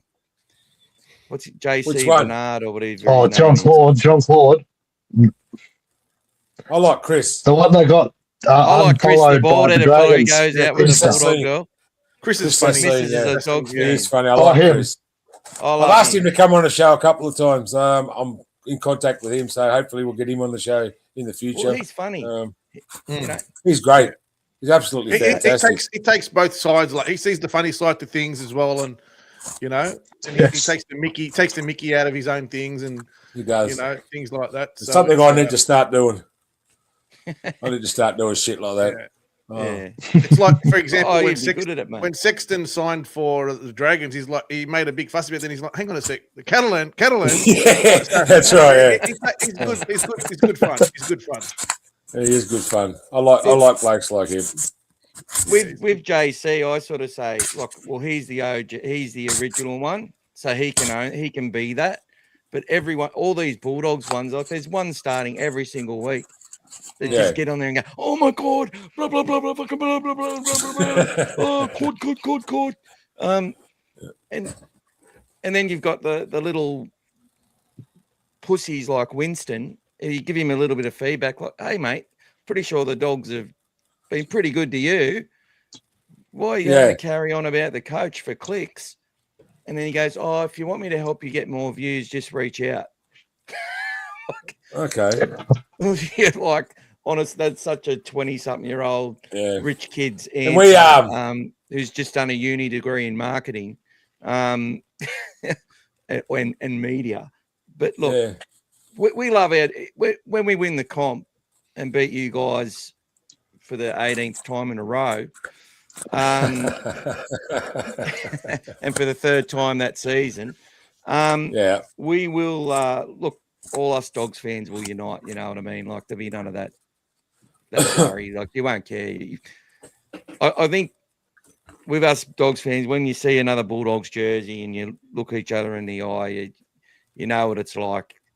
And I think it's probably a bit different with the joint venture. I wouldn't know how to, No, we've come together quite nicely. Us fans united with Western Balmain. Better than the board. Or? No, our board's changing. Yes. Our front office is starting to look good. Tim Watford, Daniel Anderson. Daniel Anderson has done an exceptional job getting all these players. And Dean Young. And Dean Young. Our front office has changed so much. We got rid of Peter Doust, got rid of Ben Harron, sorry. And it was Ian Millwood's moved on. Yeah, so Ian Millwood. He was a big that petition to knock it all down and knock the house down, and then they were like, Cade Reed's got to play. There was all these demands that they were making. It's just tokenism. It doesn't do anything. It's just keyboard warriorism. Cole Flanagan's not that bad of a player. Like, he doesn't deserve all that criticism. He does put in. He puts in. And In he's not defence, that flashy player, but he does try his best. Well, I just think he's in the And that's what you want it from a player. well, I said that last night, Michael. I think he's a dummy half or a 14. Gus said he'd the be club, a really good hooker if they persisted at it. He would be. And you see that at the Bulldogs. They dropped him from the halves down to reserve grade. He played hooker in reserve grade, absolutely killing it. Didn't quite bring it to first grade, but that's just improvement, just experience. It wasn't his position. If they just put him on for 20 minutes and then brought Damien Cook on when the game is slowed down a little bit, or put Cookie at a small 13 because he can ball play in that and he can run. He's used to it. He's got that leg speed, a bit like Kurt Mann. Then maybe they could have just had Little coming on and hunting around the ruck after Flanagan took the heat out of the game, I think, and let Little play like 60 minutes off the bench. He played 80 minutes a couple of weeks ago. I think he played about 70 last week, Jess. He's a good player. He's fast. He's so fast. Yeah, he is at a dummy half. And we're not going to lose much there with Connor Watson coming in next year. That'll be a 1-2 punch. Yeah. If Connor doesn't get a knee injury before he goes to PNG, see that happening. him and Metcalf on the sidelines. Yeah. Oh, don't wish that on us. I might before we play. It depends how we're going. Well, what's happened with Kalama Matangi? Like, he's opted for surgery at the end of the year instead of opting to play for Tonga or Australia at the World Cup. He wants to be right for round one. Yeah, that's why I'm telling. Why? That's what you want from your players, mate. Why would you want to go out there and earn $4,000 for playing World Cup when the Australian players are earning $10,000 for the competition? Yeah. It's just not fair. It's not fair that the Australian players get paid so much. I know they're the top side.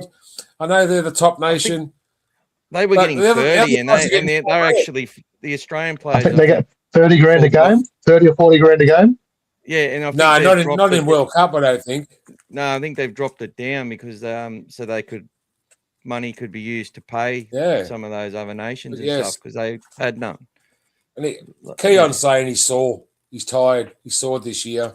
He's tired this year. He needs a rest. So good on him. Well, he's playing 80 minutes a game probably 4 or 5 times this year. In the middle, averaging too much. 200 meters a game. Yeah. Well, Payne Huss will come in and do that next year. That's it. Yes. Teddy's saying, love the Couchmans. Ryan looks like a champ after taking that ball point blank to the 99th week. Go watch the video on the Dragons website of the parody they put up. It's so funny. Yeah, when he was young. Yeah. No, it's the ball hitting his face and they put it to music. Three different songs. Boom, boom. Yeah, different songs. It's funny. It's funny. I'll have to check that out. G'day, Aki. Thanks, son. Thank you, son. That's Gaz's son saying happy 50th, Dad, you old prick. That's what that translated to. Thanks, was it? Mate. Do you have nightmares of the Bulldogs centers kicking game-winning field goals? So when did Burton kick one against us? No, he's probably talking about 85, isn't he? I don't know. I only remember Crichton. I remember Josh Reynolds to us in the semi-final. Andrew Farah, wasn't it? That's another one that played for both clubs. Andrew Farah. Yeah. He did. He was a coach. A lot of them. Yeah. Which two are the couple? My brother used to upset me and say that Andrew Farah. I think Big T and the Dogfather are together. What's that one? Must be in the same room, maybe. Alan Yukana. Hey, brother, how's things? G'day, Alan. Welcome. Where's Money Man Tupelotti gone? He's played well against us round 1. Yeah, he hasn't got a club. Hamstring. That's Billy. Big T, Rugby League Roundup. There we go. G'day, young fella, Billy. How you going, Billy? This Leo this Leo is poor narrative. Leo Thompson, where is it Yeah, coming from? He's talking about me earlier on. Talking about me earlier on. Probably hasn't seen all the games properly. Tyrone Thompson has gone back to New Zealand to play rugby union with the Waikato Chiefs, guys. Thank you, Teddy. The same team that is currently holding up the PNG Chiefs from having their name registered in the NRL. Wow. So there's still a bit to be watched on that. Don't know why. It's a different sport. I think that's ridiculous considering it's a different sport. I could understand that Redcliffe Dolphins did that to stop the Gold Coast from doing it. But not, especially with Redcliffe being as old as the Roosters and all that. Yeah. On the old that happened last year too. Sydney FC told New South Wales women's team, you can't call yourselves the Sky Blues. That's our name. That's right. They did. That's ridiculous. It's ridiculous. Have you got a few Jesse's girls in the New South Wales women's team, Jesse? Or we were talking before, Jess, that you go to your Facebook page and you've got a picture with every single NRLW player known to man. I wish. I'm going to write a song called Jesse's Girls. And make it for the end of the year. Girls. Wish I had Jesse's girls. Well, we've got two of the Dogs' best players coming back next year, don't we, Big T? We do have two of the Dogs' best players coming back next year. Alexis Tournier and Angelina Takarangi Katoa. They're coming back to the Dragons. Very nice. Are they girlfriends or something? I think so. They might be. I think so. I don't know for sure. Rugby League roundup. Dogs had a good 15 minutes at the start of the Rabbitohs game, and the Rabbitohs defended that well and turned it around. Look, the Dogs didn't take any risks in that either, and I think Wayne Bennett understood what was coming. The Dogs competed for everything in the air. They nearly scored a couple of tries, held up, and then Rennie Karma gets penalised for two hands up trying to catch a footy and falls down with Stretch Campbell Graham, and they give, that's dangerous, mate. No, absolutely ridiculous. And then the kick out penalty, and that changed things big time. Rabbits have got great attack. We know that. They're always going to punish sides. And do you think Crichton's lucky to be playing this week with the with him running internationally fine? Well, look, based on, it's actually funny because I said last night on your program that based on where his eyes are looking, and look, if they took it to the judiciary and said he had a week and whatever, I think he would have struggled to get off based on just it looks like he's looking left and he's moving left. But D actually put together a nice 7-minute clip or audio for me as to why he wouldn't have done it. And the fact is, Critter doesn't do high-risk plays too often. He's a bit like Serrato there. We don't do things like that. And he had more space on his left than his right, so he's probably inviting Hubner to take the middle where there was more cover. And he probably assumed that, and then he's turned to basically give himself the option to defend there, and then he's run into the referee. But look, I'd find it hard to. I don't think anyone's gonna. And the other thing is the reason that he wasn't suspended is because Ashley Klein essentially took that option away with what he said going up to the bunker. I've come in and that's where it was different to Frizzell's because it was Frizzell's in a try scoring opportunity. Frizzell was getting up off the floor. Getting back on side. He just ran past the referee and brushed him. That was Frizzell's one. He was just kept back on side, yeah. Yeah. So when it's because Klein's actually going into the defensive line on a try scoring sort of. It was poor referee. It was poor, the whole poor thing. Positioning. He just got in the poor way. Positioning. That's it. Yeah. If just say Tyrell Sloan makes a break and the referee's running along and then Critter's coming along, the referee's sort of between them, and then Critter deliberately runs into the ref. I've seen that before. That would be different.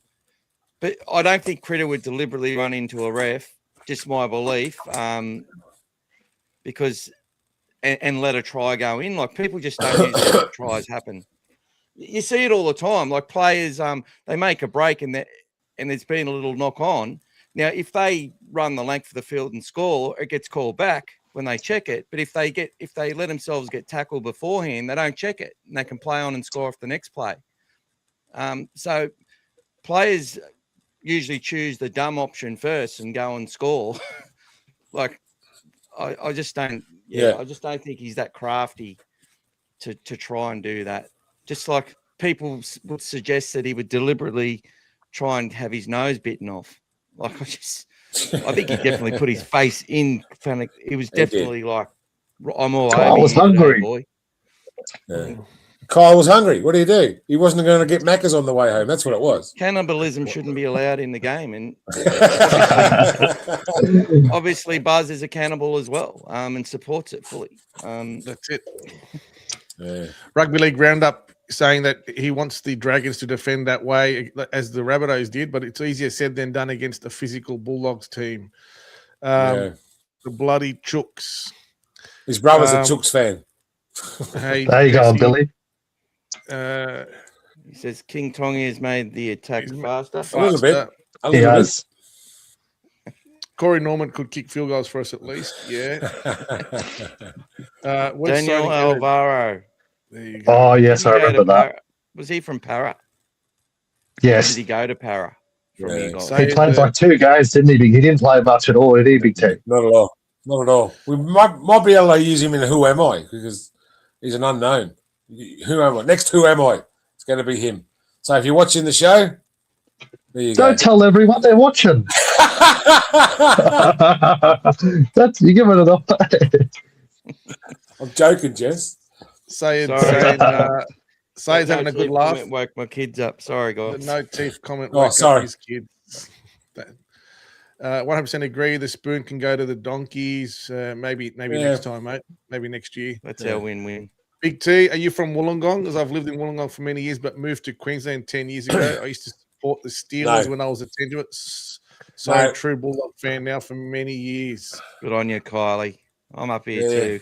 No, I'm not from Wollongong. I'm from Western Sydney. I'm actually from the UK, but yeah. You're just living in the beautiful area now. Dave's a bit beautiful area, mate. Old fella Dave's a bit conflicted. As a Brisbane-based NRL Doggies fan, I want to see the Drongos get the spoon, but my mate is a mad Dragon supporter and he'd much rather see him cry. There you go. That's mateship. That's Australian culture right there. You can win your last 2. The Dogs need to beat the Dragons to get in the 8. There you go. I do. You know, I'd love to see the Broncos have this year and then actually get done for salary cap cheating. God, that would be awesome. It's another mate of mine there, Stevie Mitson. Strip the premiership off him. He's a Bulldogs fan. He's a Bulldog. Miday's a Bulldog. Go, Steve. Hey, Stevie. Up the doggies. Ponga, Crossland, and Sharp have played many games together. Only addition was Brown and Sandon. Dragons will have a complete new spine that needs game time together. That's the thing. You need to have players playing together in creative positions. So, yeah. I reckon they've got to win together. They've got to lose together. They've got to come through together. Yeah. The general from Cozumel. Yep. I love the general. Good on you, Michael. James Graham, the favourite dog dragon. Yep. Thanks, Rhino. Captain both clubs. That's it. What are those hideous things at the top of the screen? They're called Bulldogs, bro. You too. Too. That's right. That's all right. I think that guy's from China. Are you a Liverpool FC? Are you a Liverpool FC supporter? He's asking. No, I'm not. I'm an Evertonian. Oh, there you go. If you look over there, Goodison Road. There we go. The old stadium. Now we're at Hill Dickinson. So you got to get rid of that other thing behind you, Big T. That one. He stole that. There's no street sign over there now. He stole it before he left. That's right. I did before I left. Let's keep going. Suzanne, are you in China or what? Yeah, I don't know. He's a Dragons fan, though, by the look of it. Yeah, I think so, yeah. He gets 2 votes in the 2 entries. When can the Bulldogs win their next comp? Oh, I don't know. Yeah, that's it. What was the last When one? they What was get the more Bulldogs last juniors call? into their system. 4. 04, was it? 04, yeah, 04. 04. Second So longest you're a drought while- in the you're a while history away of from the the win. comp. Yep. That's the year we got beaten out in the first semi-final, Big T. 04. Yeah, Penrith knocked us out in the first semi. we Yep. should have won it in 05. Anyway, 1995, Laurie. we knocked you out in the first semi too. That's Just right. did. And That's right. Gordon Tullis still hasn't got over it. And That's right. 2015, Dragons were we ripped did it. off. I'm pretty sure that was a wet day as well, off memory. It was very wet. 95. Yeah, I'm pretty sure that was a wet day. Yeah, 2015, we did it. Josh Reynolds kicked a field goal in Golden Point. Yes. Yeah, no one touches us in Golden Point, guys. We've got the best record in the NRL by a country mile. Fair But enough. before that, we got you in the semi-final when Willie Peters kicked a field goal Oh my God. at the old showground. Papua New Guinea coach, Willie Peters, isn't he? As a proud Dragons fan, when do you think the Bulldogs can win the next premiership? For my mum, I hope it's That's Billy. within the next 10 years. Yeah. When we get that, well, look, let's just stop there for a second. Talking about development, the Bulldogs in the Ron Massey Cup this year, which is the fourth division, it comes after Flegg, finished third this year, and most of the players in that side are young SG ball players and the ones that sort of aren't making the Flegg team. So the fact that we've got, and our Flegg team's coming second to the Dragons are on top. They are. I think between the Dragons, Panthers, and Bulldogs, and a couple other sides on when they get if they get their full sort of team there, if that aren't playing up a grade because of injuries, there's not much between them on the day, so any of those sides can win.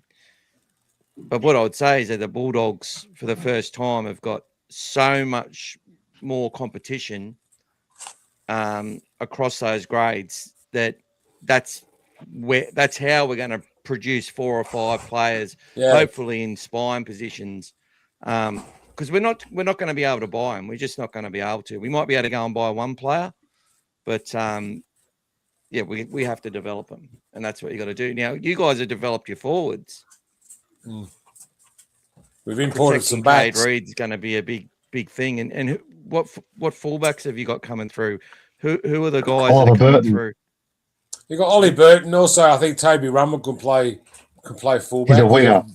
He's a very good winger, I know, but I think he could play fullback at a pinch. Tyler Harris is our reserve grade fullback right now, but I'm not sure if he's going to play first grade. Right. But yeah. What about Joey O'Neill? How's he going? In the halves, he's doing pretty good in the lower grades, actually. He's the captain.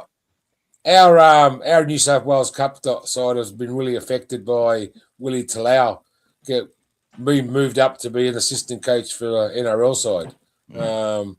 So they were up there until that happened and started sliding. And they're all in first grade now. And we've got a lot of their players in first grade, so they've gotten back Luciano, Blake Laurie, Kerr. Players like that, Josh Kerr. They've been taken back to reserve grade. Yeah, no. Well, Kerr's like nowhere 12th, I think. Yeah, 12th, I think. Yeah. So in Cup, 11th in Cup at the moment. Yeah. 11th. Yeah. What do you do? Big fall from grace. Was. Well, we were a grand final last year. Finals last year. Yeah. Yep. But look, as I said, it's not about New South Wales Cup, and those players are all in the NRL side now. So that investment may pay off, but I just don't think it's going to pay off on Saturday. I'm expecting to see a bounce back from the Dogs big time. Fair enough. That's your opinion. And an 80-minute performance. Look, I think it'll be a very close I'd rather be really disappointed and look like a fool than be a fucking fan that writes their team off because they don't have a backbone. I'm going to tell you, the Dragons are going to win by 14. That's how confident I am. And I'm confident every Tuesday night on the Mad Dragons podcast, Team List Tuesday. Only get over there and watch it. Get over there and watch it. Only 14, eh? We're Yeah, going to I win know. by 40.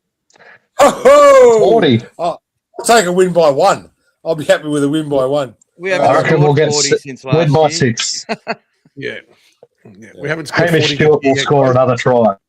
We're specials. We're specials. I'm telling you now, we're specials. You'd envision Put that your him money on jumping up. it. I hear 7. I hear 7. That's all I'm hearing. 7. 7? 7 wins in a row. 7 wins in a row 7? against the Dragons. That's it. For Jacob Preston. That's it. Stephen 7. Yeah. Crichton's never lost. Stephen Crichton's never lost to the Dragons in his whole career either. Fair enough. There you go. A lot of Well, hoodoos. Well, Those good things records are must meant to come be to an broken. end. Right, exactly right. That's exactly right. Like the Dragons season and Wooden instead of spoon. never winning Wooden a wooden spoon spoon, classics. that'll come to an You end. know it's tough Well, when the No. next comment, even the Warriors fans have started to wear dragon shirts in public for moral support. So that's Thanks, that's guys. tough. That's I tough. remember I heard Michael say this on our show last night that in 2017 all we had to do is win, and we made the semi-finals, and the Doggies came out and beat us. We have the chance to do the same to the Dogs this weekend. Revenge. Ooh, revenge is sweet. They've been waiting. Yeah. Yes. The only difference was we weren't in the running for this at the time. So this is going to be this is the deciding factor. You weren't far You from like- it. You like your Is that- spoon. Was that That's Dean all right. Pay's first year as coach? Yeah, I think Remus Smith might have had a field day on that day. yeah. I think no, that Yeah. was so that was your last year with Desi. Yeah. Oh, that's right. So look, when are the Dragons changing their names to the Dargans? When's that going to happen? The Dargans. Yeah. Yeah. There's no such thing as a Dargan. We're dragons. Come on. And look, considering you like the Steelers and the Dragons merged, nearly 30 years ago, and you've only won one premiership. Yes. Are you, along with the West Tigers, the most underachieving side of all time? I wouldn't say that. I wouldn't say we're underachieving of all time. I've been sent some private messages to ask, and they're like, "Go on." Well, ask away. Ask away. No, I've got care. to own it. I've got to own it. No, Just roll off my back. I don't care. it's poor management at the time. We just haven't handled the situation. We've been a basket case for a number of years. Mm. And Jack Gibson said, if your front office is working, your team's working well. You know what I mean, or something to that effect. And I agree with that. If your office is working, everything else will fall into line. Have you ever had $3 million We haven't had cap playing at other clubs? Have we what? Ever had $3 million of your cap playing at other clubs? I don't think so. That's we've what had Gould players. inherited. I think the Dragons had it in the other way. Other teams offloading players to the Dragons. Yeah. I agree. We've been doing that for so long, ever since Wayne Bennett left. We buy players that other clubs don't want, Correct. and they're past their use by that. You bought Corey Allen off us. You bought Kyle Flanagan, Raymond Fatala Mariner. Who else? Who else? Is that Aaron Woods. Mrs. Michael? We bought Aaron Woods off Cronulla Lovely lady. after he left you. And Yeah, Aaron that's Woods right, as well. There you go. Aaron Wood. And then you got Joey O'Neill. South to kind of buy all our juniors too. So Yeah. So in that side you were talking about earlier, Michael, the juniors, how many of them are local juniors? probably about 60%. All right. So you guys have got that coming through in the next 5 or 6 years. Those guys are going to be coming through into like our guys have done over the last 3 or 4 years, coming through into the grade. That's it. Look, we got runner up to you guys in 2024, I think, in SG Ball, which is so we've got some talent there that's coming through. Loco and Halangar, who played in that side. And Finau too, Sasai Alatini for the Bulldogs, a bunch of others. I think Nick Sagranis might have played, I'm not sure. Mitch Woods in Yeah. that game. And look, So it's good to we got it's absolutely good to flogged see in those that boys final. coming through, isn't it? It's good to see the talent coming through. And when someone leaves the game like Joey Manu, you know what I mean? Joey Manu lives there. They go, "What are we going to do, Joey Manu? What top player?" There's always someone else coming through better. They got Robert Toyer now. One of the Look best at that centers in the Roosters game. side. That Roosters side. Everyone says they go and buy all the players, but they've actually developed most of those Yeah. players. And I hate the I do. Roosters. I hate More the than you Roosters I guys do do. too. I hate them more than you. Who got a survivor they found from nowhere? He's a good player. I'll rate him. Yeah. Coogee Dolphins, mate. Coogee Dolphins. He was from. Faketi. Yeah. So the Dogs and Roosters don't have and Dragons. Look, Dragons have probably got a very loyal junior base, I will say. And the Sharks have done a good job with their juniors. They've done the same sort of thing. And then you've got to get players into your pathways and hope that they can, wherever you can get them from, and to lift the quality of your juniors. And that's what all the good sides do. That's where your money's got to go. Like you were saying gotta before. That's what you were saying before. Your team wasn't paying for any juniors, and you lost 10 years. They bought Brett Morris. You lost 10 years and went backwards. They bought Brett Morris. They bought Aaron Woods. They bought Kieran Foran. They bought who else? A whole bunch of players, and they stopped developing kids because they were trying to keep the success because our fans demanded it.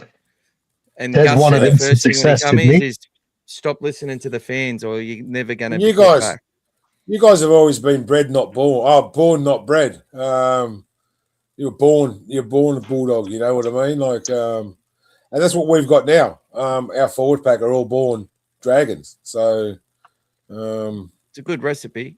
It is a good. And I said that a number of years ago on the podcast that you got to find players who actually supported your club growing up, because you're always going to play better for the club you supported than going to the Broncos and playing for them. It's just another game. Had that work out for Lachlan Ilias, big team. Oh, it doesn't work all the time, but it works a lot of the time. Well, I think he was a lamb to the slaughter. Like he just broke. He just come back from a horrific injury. Yeah, it was always going to take time to gel in that team. Yeah, but 100%. I think the fact that Anasta and that are talking about it on 360 was disgraceful. Yes. Flanagan I wouldn't about have him at my club. And that's why Flanagan was not accepted back at Fox Sport when he lost the job at the Dragons, because Brayford Astor said no. That's how much pull Brayford Astor's got at Fox Sport. He said, "No, I don't want to do it. I don't want him here." And they said, "No, you can't come back." Mick Ennis was talking about we lack a couple of creative, we had chances against South, and attack was looking all right. We'll create opportunities, and Brace like, no. Their attack was horrible. Yeah, it's like he forgets. He forgets what it is to be a rugby league player, and that he was the most voted by his peers, the most overrated player in the game. He was for 3 years in a row. He was. What do you do? But now he's one of the big names on Fox Sport. Yeah, good on Mr. Money. That's if people are watching it. And he doesn't want. He didn't want his players to come to us either. No. Yeah. Well, look, we've got Alex Conti at our club, and he loves the Dogs, and we love him, and you know, and look, that's what I mean. Braith keeps talking. There's a bit of I think it's a big conflict of interest too, because yes, he's sitting there putting shit on Galvin, putting crap on our halves, and he was even basically said that Andrew Johns told him that he reckons Conti's better than Woods. He said that on his podcast. He goes, I won't name him. And then he said it anyway. We all knew who he was talking about. Exactly. And then you've got all the people going, oh, Alex Conti's pretty good. Look, that's not doing Alex a service at all. And Alex is really good. Like he's not far off Mitch Woods. Johns might actually be right, but I just think it's wrong the way they go about it. I've seen him do it to a number of halves though, like just especially halves that have only been playing in top grade for a few years, just absolutely tear them apart. Next minute he's making deals for his halves because that's all he deals in. Yeah. I just think it's bullshit. He should just shut up. What about the time? What That's about the time Gould said Galvin's the best teenage playmaker he's ever seen? He said that when he was at the Tigers. Yeah, but he said that about Viliami Kikau when he was at Penrith. That's how you get players to your club. No, I think that's honestly I can't. I Well, won't look look at that at all. Look at Josh He Dugan. says it about everyone. Yeah, but look If at you've Josh been Dugan. listening He went to Cronulla because they said he was a superstar and the Dragons didn't. Like that helps. Look at Keon Kalamatonga. They gave him a helicopter ride. He signed for the Dragons. You've got to top up these players and You got to entice them. Rub their egos and tell them they're the best player in the world. And that's because they tipped him off Isaac in the Moses isn't going to sign. Isaac Moses is the best player manager in the game. He is, because Cameron Smith's still with him. all right. He did some things wrong with the Melbourne Storm years ago. But if you want your player to get the best sort of deal and to get what they want, he's the manager for you. And he doesn't manage most of them anyway. He's got all these other people to do it. He's got a big team. Lachlan Galvin was going to sign with Parramatta until he spoke with Serraldo and Luke Vella. Luke Vella to be Luke Vella was the difference. That was the difference. He was his school teacher. At West That's why. Yeah, there's all this sort of stuff there, and they made up all this bullshit. Gould, and the reason Gould, the context behind what he said, he goes, this kid went from high school football to being the best player in the West Tigers side and made a massive difference to them. Yeah. And he goes, that's, in my opinion, he'd made up his mind. He's one of the best. He said one of the best he could be one of the best young footballers of all time that he's ever seen. Could be. He's right. Exactly right. He didn't just say he is the best I've ever seen. Just like Freddie was when he came in at 16. And then you got Braith going, nah, he's not that fucking good. I reckon Galvin's pretty good. I reckon he's pretty good. I think he's more a 5'8". I reckon he's a 5'8", not a halfback. That's my opinion. Yeah, well, Nathan Cleary was about a 6'2" when he was younger. Yeah. That's what he played. He played 6. Jerome played 7. And Cleary was Cleary would be the best number 6 in the game, and he's in probably the top 2 or 3 or the best 7 in the game as well. He's probably just the best player in the game. If you watch the way Galvin plays at the Bulldogs, forget the number on his back. He's playing 6 and 7. He's all over the place. So I wouldn't be so worried all the time about 6 or 7. It's just that we don't have a proper 7 at the moment that's going to play, So that's, So the way that Crichton's not being long term, is he? Because he's a world class centre. Yeah, well, at the end of the day, the whole idea was Mitchell Woods or whoever was supposed to come in through the ranks this year and progress into first grade. Well, the guy played 50 minutes in one game this year, and he's done his hamstring 4 times. So he hasn't got on the field. So the whole plan of what they wanted to then potentially put Galvin at 6, put Woods at 7, fell down. So they had to start looking outside that. The best option for 7 at the moment was Galvin. He was the one that was able to take it on board and then play his game. And he's played we're the same with this game. We're the same with Kyle. We're the same with Kyle. We had nobody else to put in there. But I think Galvin also, look, the only mistakes he's made is I think that there's been times where he's, hasn't used his vision to create. He sort of just tried to stick to a process where he hasn't used his natural ability, and that comes. This is what I mean. The Bulldogs, I never put a limit on them, but I was like, with Galvin at 7 and Hayward at 9 and these young players, they need time. And I think they've shown what they can do in some pretty big matches and beaten some pretty good sides. Absolutely smashed the Panthers and the Warriors, beat Melbourne twice. These are all things boxes we needed to tick. Stop Manly's run when they were running hot. But we failed when those teams we were supposed to beat. In parts of our games, we just fell asleep, and then we made errors, and then we lost confidence, and we all know the story. But snowballs. Are you guys going to get Jacob Preston? Because I heard he's going to test the market. The same reports that are currently going on about Preston for everyone are the same ones that have been a few weeks ago. Everything has just been regurgitated because it's a slow news week and people just keep bringing the same stuff back out over and over and over. Nothing has changed. It's still a negotiation. There's still a long process there. I wouldn't, anyone who's there looking at it, Bulldog supporter or not, don't be worried about that. Let it take its course. whatever's happened in the past, whatever offer we've given, that's it. It's all a new process now that they're getting to reach. If it's going to be that we're going to offer him something that's going to be enough for him to sign, he wants to stay, it's going to be enough. If it's something that he is asking that's outrageous, well, then I'm sorry. I don't care who you are. They have to still make it work for the whole team. So there's going to be a balance there. So at the moment, it's still a negotiation and there's nothing done yet. And all this information that's come out even today is old news that they've just brought back out again. Nothing's changed. Okay. Yeah, look, the 1.9 million was probably what the original offer was. But you got to look who the guy Peter Bedell is, a Queensland rider. He's also great mates with Toby Sexton's manager and tried to essentially say Toby had agreed to a 2-year deal. Yeah, look, Jacob Preston's a Bulldog.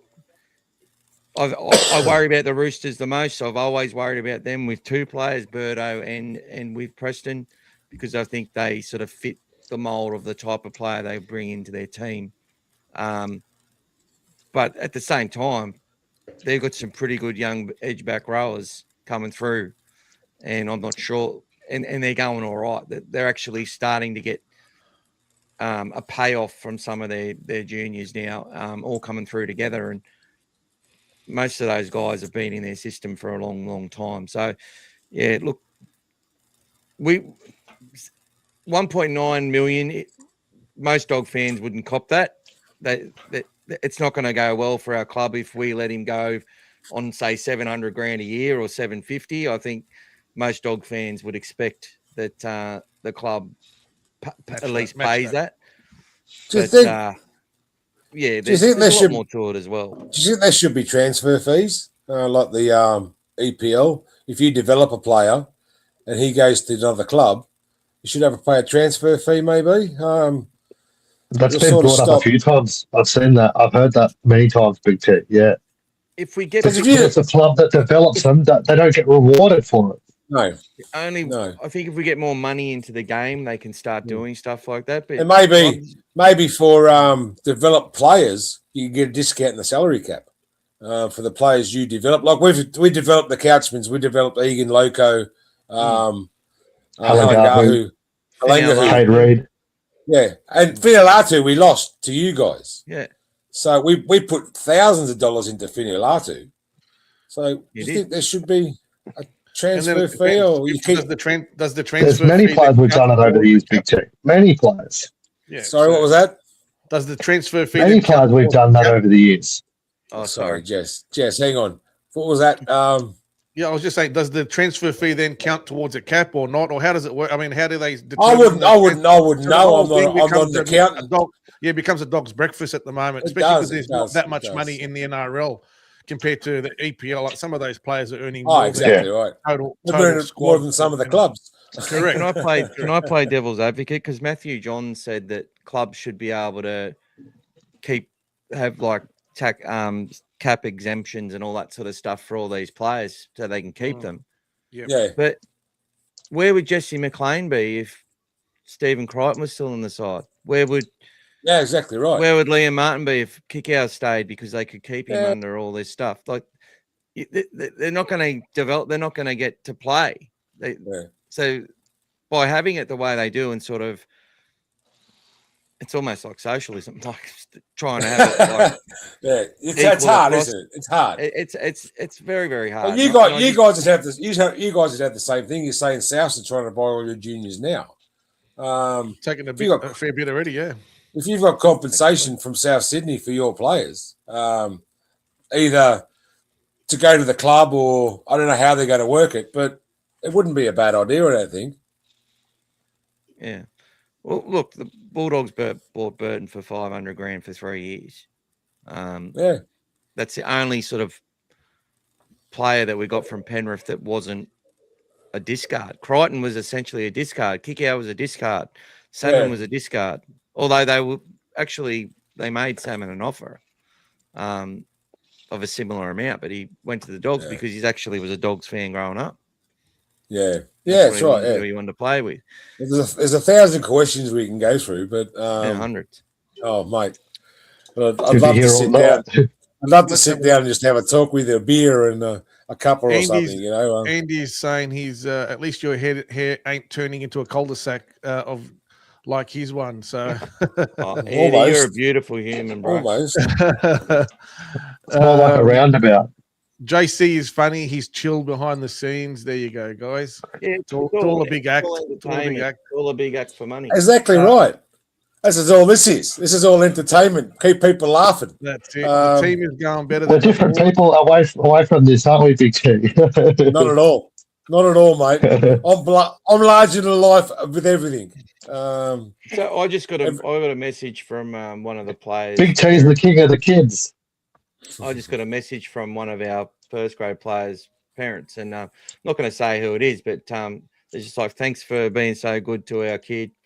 It's great listening to you guys where you can be critical but not get personal about things. Yep. I know it's been a bit of a disappointing year and understand fans getting upset. But as I tell my son, the sun still rises tomorrow, and that doesn't happen for everyone, as you know, after losing a great Bulldog supporter that we lost last week in our Timmy Gray. Cheers. He also said, thanks, mate. Because I said, yeah, we love him so much. We appreciate, we can see his development journey, blah, blah, blah. And he works himself to death all year. And he says, thanks, mate. He works really hard like they all do. And he knows he has to be better in some areas of his game, and he hates losing. He refuses to talk to us for days after any loss. Right. So that's how competitive kids in our team are. And that's how hard they take it. They go in there with the expectation to win every game. They believe that they're up for it. They believe everything that they tell them. Then they go in and they stick to the process. Sometimes they or their mates are down by 1%, and that's all it takes. That's all it takes. One player to hesitate into you sit there and defend. You watch your team defend 12 tackles in a row, which is hard for teams these days. And then they get the ball back, and then someone knocks it on the first play. Yeah. You know, or they've defended so well, one person misses a tackle, and it's like, oh my god! It's the end of the world. Everyone cops criticism for it. Yeah. And there are some players in your teams that just won't get criticised either, which is another thing that's a bit of, you know, I don't know if you got any players in your team that seem to have Teflon from fan abuse. We've got a couple. Yeah. No, Yeah, we've got a few. Every one of our players get cops abuse, you know, like not so much the forwards at the moment, but the backs they're always copping it. Flanagan and Holmes probably, and maybe Gutho, I think. Gutho, yes. Gutho's too slow. Gutho's too slow. He can't do a thing. Cole Flanagan is useless. You know, like people like that. Tyrell You slow. don't want to talk to. If your outside backs are just throwing an arm out and just missing a one-on-one tackle, as they were at one stage, that's wrong. But if Holmes was like that. If they're forced to make a decision and they've either got to come in or stay out, that's usually a team problem. And this is some of the stuff, like listening to some of these really good. That's one good thing about social media. There's a lot of people coming out and actually talking about the game and helping you learn more about it, rather than just seeing it from side on the TV. And and they can sort of break it. The rugby league project, I find, is really good too, breaking things down and showing you exactly how. Like he would say, Cole Flanagan's best play is when he runs to run the ball when they don't expect it, and to get a quick play the ball away for the next play. And I think they did that against the Bulldogs. That kick for Gula was based off quick play the ball, bang. They did it twice in the game. It didn't work the first time. They did it the second time. It wasn't a one-play try. It was based on 1, 2, 3, do this.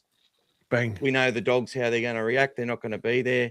And our lad will score if we nail the kick, and that's exactly what happened. So it's good to see. Is it true that the Dogs have are the most team that concedes tries from kicks this year? I heard that somewhere. Well, there's two sides to that. We've probably conceded more tries from kicks, and we've scored the least amount of tries from kicks. Yeah. Yeah, and it wasn't until Crichton came into the halves that we started scoring from, or I think we scored 4 tries from kicks once he come into the halves. Yeah. And that also helped us as well because it put a bit more deception into the game. So, but that's also a testament to our defense, which is still it's got a good structure and line speed. So the kicks are some of the ways that they do get through us. And get around us. So look, they did that the other day with Fafita, the first try, and that just set us on the back foot again. Yep. So, question there for you guys: are you guys St George or Steelers fans? I think they answered that earlier. Brian, Yeah, Mad Yeah. T I'm a was Dragon. St George, and I'm a Steelers Steeler. I agree. there you go. I'm from the Illawarra area, so yeah. But we're brothers now. We're brothers. We're St George Illawarra Dragons. We're There all we one are. club. They merged. They Yeah. merged together. They did. They They did. merged. I believe if they didn't merge, there'd be no St George and there'd be no Illawarra in the competition. Well, Just like the the Steelers Magpies. had no money. That's right. The Dragons were on their way out as well. the Dragons Had to are be a done. pretty rich club. Well, they used to be. They used to be. It came so close to having Illawarra merge with Cronulla. It was so close. I heard. There you go. Yeah, nobody wants to cross that bridge and go to the Shire, so it's all good. Just put a lock on the gate. Lock on the gate. Don't let them out. Good defender. I want him with lids. Okay. That JC guy has a big rant on Gus on TikTok about the Preston situation.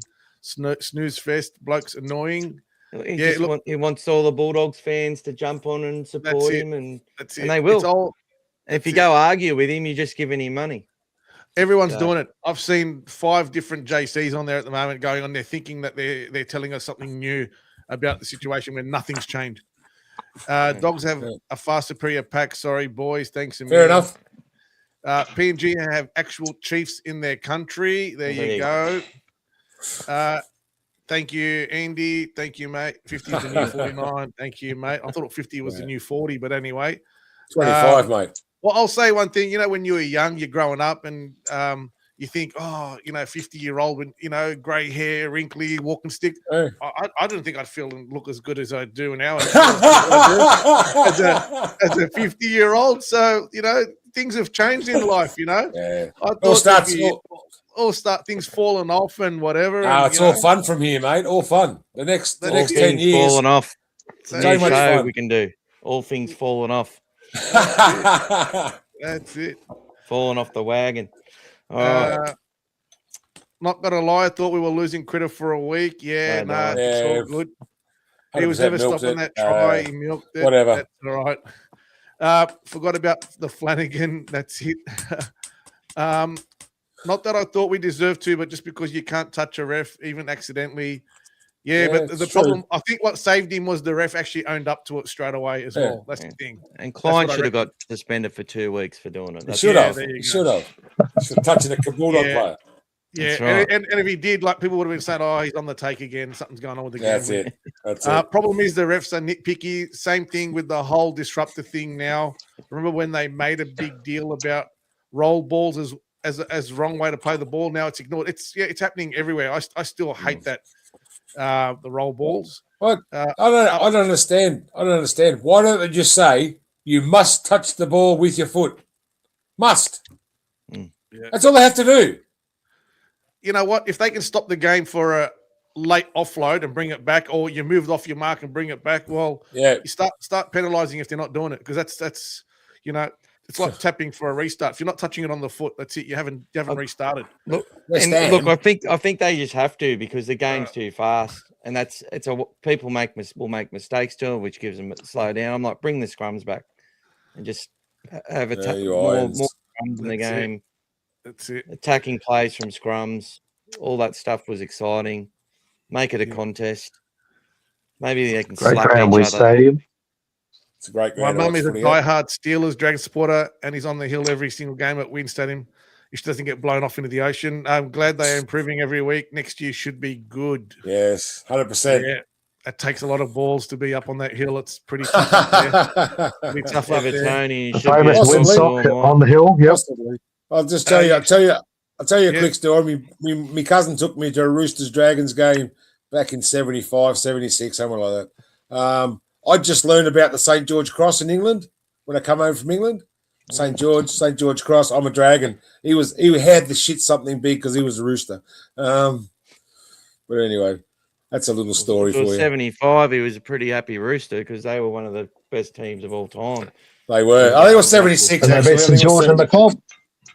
They did. Smashed 35 0 or something. What happened in 1980? 38.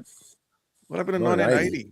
Yeah, was that the Greg Brental and there was a kick Steve Gearin, breaking That was a great try, that one. 38. One of the best. That's it. One of the best tries, that one. That's it. You should be a dog blue and white, even if you're Evertonian. Yeah, no, red and white. Mike Cool, welcome. Both sides have a lot of good juniors coming through. Hopefully, we have a Dogs versus Dragon Grand Final in the next few years. That'd be nice. Yeah. We'd have to get together for that one and call it. Yeah, that's it. At the game. Last time we won, Blake Laurie scored his first try of his NRL career at Belmore. He did. Oh, he did. That bloody Belmore game. 96 games into his career. And that looks nothing like me. Should have won in Vegas. Raymond Fratello Mariner was good for us, and he was a nice guy too. He was a really RFM nice too, guy. by the way. Yeah. It's one we put up earlier. And Esther was so unprofessional about the whole Lachlan Ilias situation. I understand it's his client, but be professional, especially when the TV influence he has with it. Yeah, exactly. And sorry, Jag, you're behind the comments. I do that to Scoop all the time. I hope everyone is going well. Sorry for being late, Glenn. Well, thank you, mate. G'day, Gleno. Good evening, Jag, Big T, and ladies. Thermo's one of our guys. Thanks for joining us, mate. One of those cross-dresser for yours. There you go. That's right. Yeah, Galvin did get put into 7, but in my opinion, he's been a bloody great. Yeah. He's been great at 7. Yeah, he has been. He's been consistent all year. Can't believe you're defending Gould. He's wrecked your club's premiership window. He's cooked your salary cap. This is a stupid sort of comment that we lap up. See, if you think that, you're a bloody moron, mate. That's all I'll say to you. There you go. You've made up your own bloody mind. You've got no idea what you're bloody talking about. Absolutely none. And I don't even like Gus that much. That's the whole thing. But I know someone who knows how to raise. Just because the team is doing well, would you? Sorry, it just annoys the hell out of me that in 2024, people rated our team a bottom 4 side and they somehow made the finals. And those same people are now saying they were in a premiership window. Like, come on. Don't be hypocritical.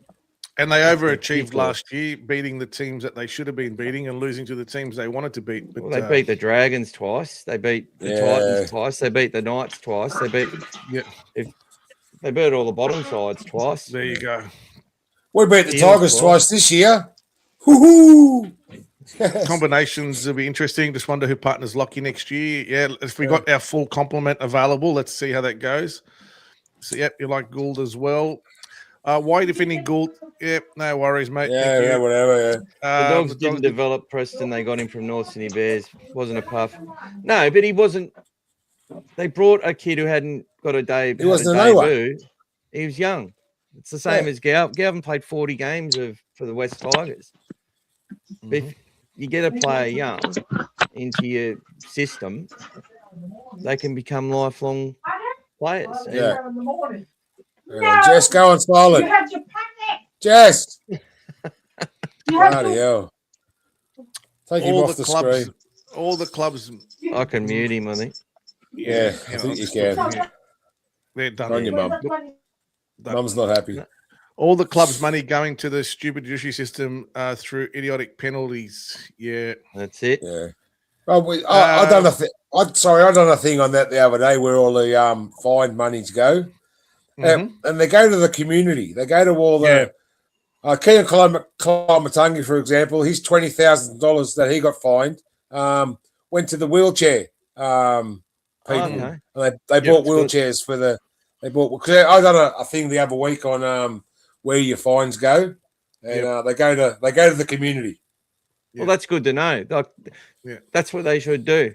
I think the problem is though when it's a New South Wales Cup and stuff, and a player's on match payments, and he's got to pay a $3,000 fine or fight it and then not get to play for 3 weeks if he fights it and loses it. They've saved a lot of money, I think, through paying lawyers and having that judiciary by just getting people to take the early plea. Yeah. Look, there's good and bad everywhere, isn't there? If the Dragons develop another Gaznia, he shouldn't even be under the cap. Yep. True. We're Dragons. We can do what we want. Warriors will win it for the Bulldogs and the Dragons. Yeah, thank you, Levi. Just They're beat the gonna beat Rabbitohs South. this week, all right? Just do your job and beat the Rabbitohs, and that's enough for you. I reckon that's the Mac game of the round, that. Yeah, outside old of this fella one. Dave. Been a great chat, lads. Enjoyed it. Even enjoyed the Dragons Tragics. The Great Dragons conversation. Tragics. Come visit us next week where we can hand you that spoon officially. Got to run. Yeah. Go the Dogs. See you. We'll see. We'll see. We'll see. We'll see what happens. Thanks, mate. Thanks. It turned into a red pen. Thank you very much. You have got me to subscribe. Good stuff, lads. I'll subscribe to you as well, champion. There you go, mate. Rugby League Roundup, that is. He does a good job. Get Martin. John Claude on for a chat. Who's John Claude? Dragons dribbler, JC. JC. Oh, no. He'll probably smash me. Yeah. Idiotic penalty called by the reps. That's it. Yeah. Dragons are the great spoilers this year. Beware the cellar dwellers. That's it. Ian, On your Ian, thanks for joining us. G'day, Ian. About to go pre-record my podcast. Take care. See you, mate. Have fun. I'll invite us on it one day, mate. I'll Get you my might not you get go. a word in, but it'll be good fun. That's it. There you go.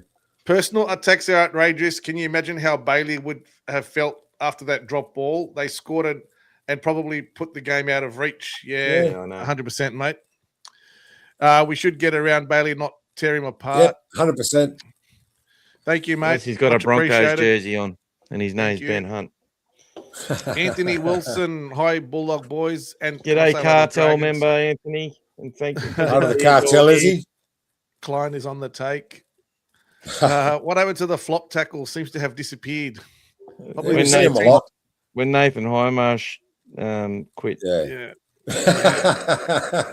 Nathan Bumcrack. Don't see too many cracks anymore, Highmarsh. right? Yeah, bum crack. Yeah. Didn't the Dragons get relegated? We would have. I'd Oh, become a serial killer if the Dogs lost to the Dragons. Good on you. yeah, I've I'm seen this story already a before. serial killer when the Yeah, me too. I've seen What's this the odds of story being before. two us here? The Saints have hope, and it comes crashing down with all these recruits and promises. Yeah, it could Yeah. do. It could do. But at least they've got hope at the moment. Let them have it. Let them have it for Let the us have offseason. hope. Let us have hope. Maybe do a live watch with all you guys on Yeah. now. Yeah. I reckon. like do you do that on your channel? Do you do like a stream of you guys watching the game? Oh, we do. We Jess has done it a few times with a guy called the Wobble and Joy. His name's Sam. He's from North Queensland. I actually They've done a watched few them things do- together. Yeah, I watched Yeah. them do a game. It might have been a girls' game or Origin or something. Donnie used to do it a lot. But he's been working so hard he can't do a thing, he says. So Good on him. yeah, good on him, working hard. That's it. You got to work hard. Yep. You do. Uh, Or you can't pay for the bloody StreamYard fees. That's for sure. Exactly Jacob, right. Yeah. Jacob Carraz, another player the Dragons let go. Yeah, we did. He wasn't Well, he much come from about us. the Dragons. Yeah. His Warriors old man will used to play for the Dragons. Mm. Warriors will have Preston if you don't want him. It's okay, but we'll take Clark instead. So thank you. Oh, Eric Well, Clark, you what a can't player. You can't that's afford what- him anyway. The reason the Warriors are doing it well is Gus said stop buying Australians. Yeah. Develop the kids that are here because we're going to take them if you don't. Juniors are the future for everybody. For Yeah. everybody. They are. And most clubs are catching on what to do. Yeah. I hope That's the a big Broncos thing win for the the game. spoon. To tell you the truth, the Dragons will be top 8 next year. Up the Waz. Thank you. There you Levi. go. Thanks, Levi. We'll Right, let's come get the score predictions, guys. All right, I don't know where Jag's gone. Mike, you can give us Timmy's score prediction, buddy. Come on. What was it, 34-12? for the Bulldogs. What's your 30, score 40, prediction 12. there, Gas? I don't do score prediction, mate. Too scared. Have Too you scared. never, no, let me ask Michael, has he ever noticed on every single podcast we've ever done that I've never ever done one?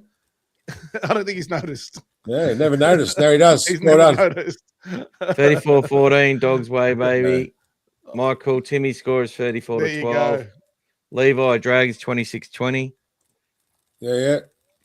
Brian, I think I'd get everyone's channel banned if I done a live watch with what comes out of my mouth during the game. Yeah, me too. I was watching New respect for South. your art. I've streamed New South Wales Cup a few times. Sort of had a bar TV down there trying to promote the channel for them a bit. And we actually we've bought a couple of bar TV memberships and give them away as prizes. All right. To get people support the young fellas and to support that thing. But yeah, I remember Gordon made this break and was doing really well, and then he threw an intercept. Gordon check up to him like, "You an idiot." It's like, oh my god. The only triple barrel name in the NRL. Gordon Brian's saying there'll be a first 40-point game, 44-16. Oh, there you go. To the Dragons. Well done, Brian. Thank you very much. 16 points, and I think we've won one game with this ref. Yeah, we like this ref. We like him. Saints should get Bostock back home. Yeah, nice. It'd be nice. It's a dream. Thank you, mate. Much appreciated. As many games with this ref as either a touch judge or ref as the Bulldogs. That's good. That's good for us. There's a Dragon We've already got supporter. excuses. Dragon supporter predicting pain. Thank you. Thanks, Suzanne. Thanks, Mike. Thanks, Mono mate. says, I was thinking he was 21. Yeah. Welcome back, legend.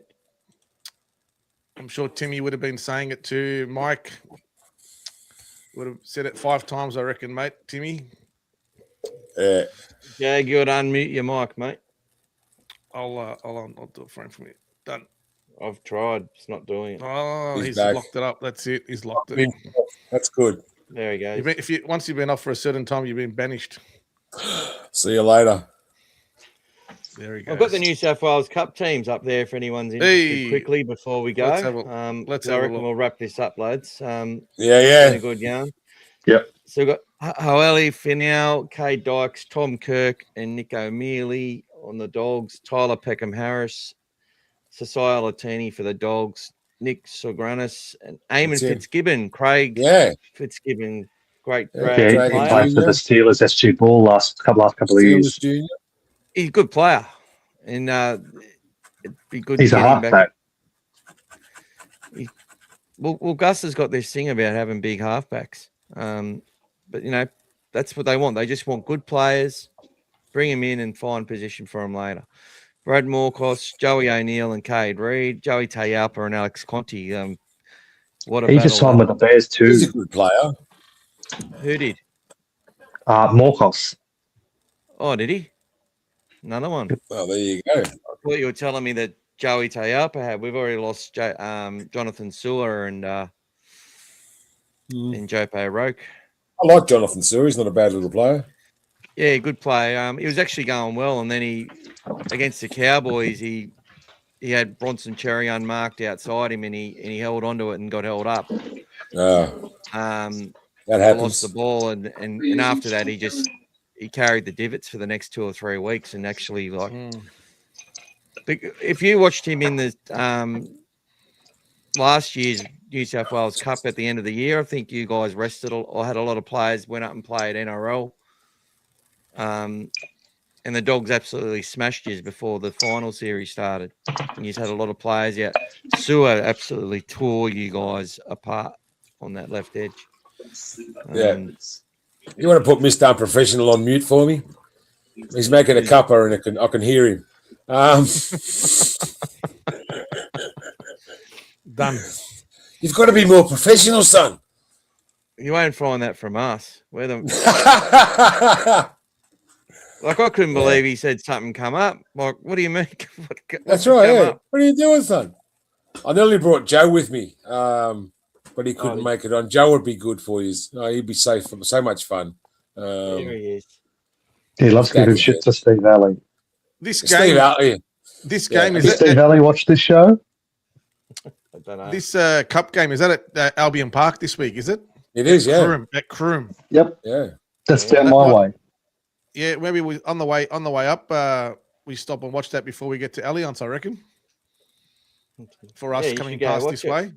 There you go, meet up with Jag. Yeah, go on. Oh, I won't be there. I'm sorry, I'm away this weekend. Gas would have taken his "Don't Break the Fence" sign down there as well. I've got it in the car anyway. It's on its way to Allianz, so Yeah. I got to go past Albion Park to get to the game. So anyway, All gas, no brakes. that's it, mate. So Blake, Pedal to the Connor metal. Muirlinson, Ryan Hutchison, Dylan Coots, Luciano, Matthew Alhazim, Jack Todd, Chase Patterson is a really good up and comer on the edge. Logan Spinks, Slipboy Hopoi, Gordon Chenkamtong, Lincoln Cliff, Yeah. and Kaywin Patterson. I talked about We yesterday. talked about Nick him last night, yeah. I'll tell you, He's Finella too. yeah, he'll be up for it. Don't you worry about that. He will be. Broden Cons. Yeah. This kid's going. We got him from the Seagulls from last year, Yeah. playing prop. Where's He's up against Cyrus Stanley Trail. That's Kyle Stanley and the Stanley Jason. brothers' nephew. Oh, is it so- really? He's Yeah. a big boy by the look of it. He's a huge boy. Yeah. He does the job. He does the job in the Reggie. So Brian, that's not me and Big T. I think you're talking about someone else. what's that? He said he's- we're about as professional as the Dragons board. Here, this Brian, Yeah. Brian, that's tongue in cheek by our mate Brian. He's Yeah, 100%, mate. We love it. We love the banter. We'll take it We're used every to day of the week. We'll take it every day of the week. Brian, We've Brian's got- just we've- rolling around having a laugh. Brian, aren't you, buddy? We've copped it for the last 8 years. Let's just keep going. Look at that. Yeah. Oh, we know all about 8-year droughts. I can tell you that much. Yeah. 18 plus with colourful language fan live stream. What's the ticket pricing? Is that for the New South Wales Cup, Amir? No, that was for the NRL. It depends. Juniors are starting from around the 20 mark, and then you go up from there. Yeah. Still all tickets available. Gas on the potty next week in a Dogs jersey if the Dogs win. Gas is a Dog supporter. He'd happily wear a Dogs jersey if we win. Or have I got That's that right. wrong? If I Maybe stream he's myself watching all the games and I turn it into a movie, it'll be an R-rated 18 plus. Alrighty. I know I'm a Dogs fan, but I kind of want the Dragons to win so Broncos can get the spoon. But Well, we can that's still the make problem. the 8. We can still make the 8. Dragons would likely beat us and then lose to West or to Manly or the Eels or something. And that'd be Yeah. suck. Yeah, that's right. Yeah, with that. And then the Broncos will probably win a game somewhere anyway to take care of it. So it won't matter. Yeah, Won't matter. if Dragons beat us, we're going to let the Broncos win just to rub it in. and then you have to worry about the Titans. The Titans could come last then. So, No. but we can all dream. Oh, look, Teflon Titans, another team.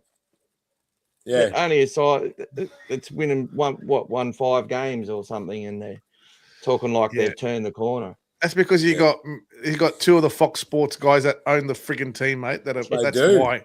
That's they why. do. Protected Bit of species, a- mate. Yeah, a bit of a conflict of interest there. Protected needs his- species. Needs a padded room when he watches sometimes. Yeah, thanks, mate. Thanks. Yeah. I listen to the radio now after tackling the TV. Hey, Yeah. when's this 12-week holiday of yours coming to an end, mate? It's the world's longest holiday. From I think Vietnam to he's Thailand. going for a Well- year or something, isn't he? Oh, you're gone for a year, have you? Oh my god. Wow. Yeah, or however long it takes. Gosh. Okay. Like, Yeah. is he meeting someone there? Is it like, are you waiting for the baby as well, or what's happening? I don't know what's going on. Andy just does a good. Yeah, Yeah. it's good. That's it. 2 years We at actu- least. 2 years he's going away for. 2 years. on you. Oh, Yeah. mate. We If I actually come out your way, I'm going to say hello, mate.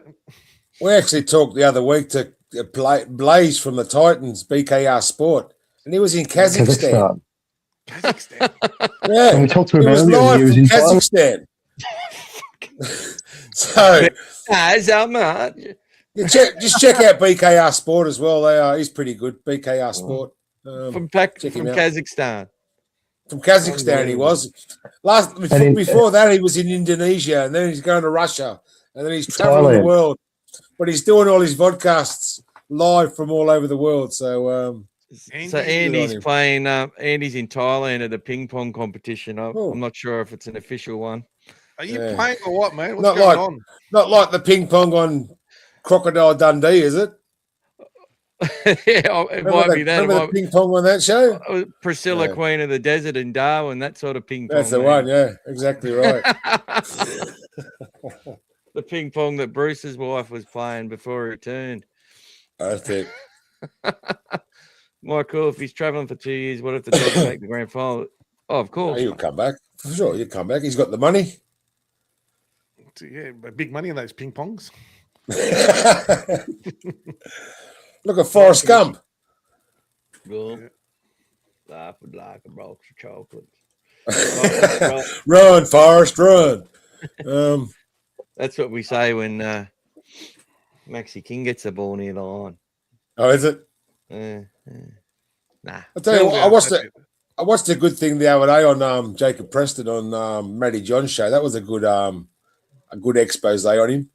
Oh, that was hilarious, actually. It was, wasn't it? It was really good. They're funny. Like, they're just funny lads. Yeah, Bear's Head and old Flop. Yeah, Flop. I actually saw him down at the railway hotel at near Roma Street years ago, and just watched him burn through the cash at the tab. Yeah, lunch break. Good on him. Yeah, fucking hell. But a lot of them have problems. They just want to win all the time, and that's the problem. That's why they gamble and shit. Well, Exactly. all I know is next week there's going to be a presentation. So that's it. There's going to be a presentation next week. That's it. If you what do? You guys go on straight after the game? Sometimes, No, but rarely we don't. We usually What time Sunday? 8 o'clock usually. All right, we'll see what happens. We review. we go live 6 o'clock Sunday. So if we lose, I'll come on and accept the spoon. All right. even though we might not win it, we go 6:30 on Sunday. So I'll come on and accept the spoon if we lose, and I'll come on. And can you sort of go like this, and then Gas can whack you with it as well? Well, actually, we 9 p.m. for that actually, we just learnt that we live down. We're 12 minutes apart. Me and Gas, so we might get together for a cuppa and do a joint. Yeah. Not a coverage for the game. You're not going to have a joint. Do it on your beach, Big T. Do it right on your beach. Well, he's got a beach as well. His beach is just as good as mine. So join on the beach. We'll have to get together for a cuppa, Gassy. Been some nice whale. Watching some nice whales out there lately. It's been nice. No, we get heaps of them in the bay. That's it. We're on the bay down here. So I think we can do it. And you get. I think we win this weekend. Dolphins as well. You get the dolphins as well. Yeah, we do. As well. Yeah, we do. Yeah. I think that's a wrap, Mick. I think that's a wrap, guys. I think it's been absolutely fantastic. I think we let the boys do the talking now on Saturday. That's exactly right. We will. Buddy. Let the boys do the talking. Sorry. Some things just don't stay in Las Vegas. That's it. What happens if Vegas stays there? That's it. You know that unless it's the Dragon. We don't want to talk about that, do we, Big T? We said that. Unless it's 2 We points. said that. Stays in Vegas. Didn't stay in Vegas this time. That's all right. No, it's been absolutely fantastic, boys. It's been great to be here. I know Jag was intermittent, but I come up late, so hopefully we continue this into the next year. So we'll hook up with some other thanks for the invite. As well and really get the vault happening. Yeah, the Timmy Gray Cup. We'll keep it going. Hey, the Timmy Gray Cup this week. All right, well, the Dragons win on Saturday night. Before we do it, I've just got to. I won't be a second, guys. What hey, Brian, it's called Walks on the Beach, mate. That's right. It does. We'll go for a walk on the beach. Walks Yeah, on it's the lovely. beach. Hold hands, I do Big that. T. I do that nearly every day. Walk on the beach. Yeah, it's nice. Oh, do you? Yeah, it's lovely down there. Yeah. Not the rainy days, but mostly it's been beautiful for the last few. So been down the beach. Yeah, we'll make it a 2. We're going to double our victory this week. We're going to win by at least 2 points. So Fair we'll enough. Well, if the Dragons win, we should get one of them to come on, Big T. What do you reckon? We should. And we'll give you. You can't make the 8 spoon. Well, that Does that sound like a deal? Oh, we'll stand on the ladder and accept it as we look down at you. Mate, we're the strongest team in the competition because we're holding you up. That's what we're doing. We're holding everyone up, Big T. We are. That's exactly right. I can guarantee you, though, if the Bulldogs don't win by enough, we'll cop more heat for the win than yous would cop. We had Steve Alley. Steve Alley's a Bulldog supporter. He comes on our show lots and lots. Comes on our comments lots and lots of times. And he tells you we should have beat the Tigers by 60. You didn't do a good enough job. So he's always giving us shit. Steve Alley. Good on you, mate. Good on you, Steve Alley. And then today he goes, "Oh, club in crisis when we let Emre Gula go."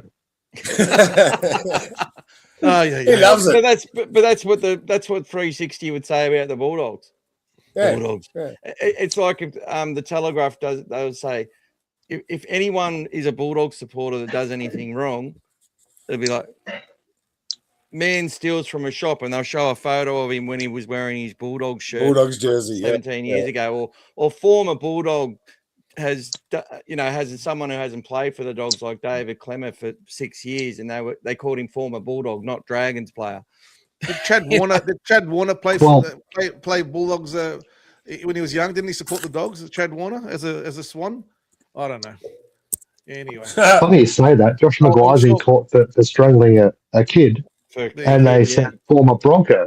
They didn't mention former Cowboy or former Dragon. No, yeah, that's right. Ryan Tandy was a former Dragon and Bulldog, wasn't he? Take the 2. Yeah. Take the 2, Tandy. Take the 2. Take the 2, Tandy. Oh no, I shouldn't. I'm sorry. Yeah, he ended up having enough, but He was sad times. Footballer he played well at the Storm, Ryan Tandy. Yeah, he was. But that's the thing. There's definitely corruption. And that's corruption. I'm talking about. I talk about exotic bets in rugby league. They're so easy to be manipulated. Exotic bets. Like you guys could put on a bet that Jacob Preston's going to score the first try, and then every play you go to Jacob Preston. You know, it could be manipulated. It could be. I don't like them. I don't like exotic bets. I don't like them either, to be honest. I think they're a slide on the game, and I think that Volandis has made rules that make it easier for gambling sites to take money from people, and that's the thing, because people will focus on there was 4-6 agains to this team, and the other team only got 1. It's like, well, yeah, but 4-6 agains on the first tackle is an advantage to the team giving them away, not to the team getting them. Yeah, it's not the same. You give them away on the 5th tackle. Yeah, it's a bit different. It's giving 12 tackles away, isn't it? You know, 360 Bulldogs in crisis. They let 3 players go. Not to mention they never made first grade. That's it. What's the crowd going to be like? Surely more than 20. Yeah, hopefully, mate. Oh, around about 35, I think. I'll be about 35 there, I reckon. Hopefully, if everyone travels. Yeah, it'd be good. There's 15,000 Dragons fans there. Great place to watch a game from. So, yeah, looking forward. Allianz, yeah, it is. Great, yeah. All right, guys. Well, we'll play the outro. It won't be good. If you didn't see the intro, people, Gus Gould. I thought it was funny. Giving it to the Dragons was quite funny, but the outro will be our beautiful song, All Things Bulldogs. Nice. Stick around and watch it, guys. Oh, we'll have to get together for coffee. We'll do, mate. We'll do, mate. Yeah, easy done. I'll find you on Facebook, or you find me or something. We'll find somebody. Don't break the fence, mate. Don't break the fence. You'll find me there. Don't break the fence. And I'm the Dogfather on Facebook. That's it. Don't break the fence. I'll fly I'm down. Tony. I'm Tony Owen De Saints. That's me. Owen and De the Saints. Saints Go me, marching out. Oh, sorry. and Yeah, win. Let's send the and dogs back to the Saints kennel, go Big T. winning Yeah, the come back to spoon. put them on a chain. Put them on a chain. Short chain in the backyard. Go Hey, on. is this what we use when the dogs drop some pops and they have to scoop it up? You know, when you put it in a little bag. Get down, you bubble When they dog. do their business. When they do their business, yeah. Yeah. All right, Bulldogs fans, Thanks, sing Mike. the lyrics in the chat for Let's Timmy. go. We're doing it for Mike. Timmy this Saturday, guys. Let's Mike, go. It's your time, Mike. Let's go, Your guys. time, guys. Mike. You too, Brian. You get in there. Let's go, guys. Thank you for guys. being on, Legends. It was a good Thanks, chat. Brian. Not Thank too you, Thank guys. you. maybe luck. not the great debate that we Well, hope. thank you to our You guys are a fans bit for watching too too, nice. our Mad Dragons A fans. bit more fun. A bit more fun. All Good right. luck, everyone. Good luck. I look forward to watching the game Saturday, and let's go. Go the Dogs. Go Yeah. Do the Dragons. See you guys. Dogs. D for L life. Dragons for life. Go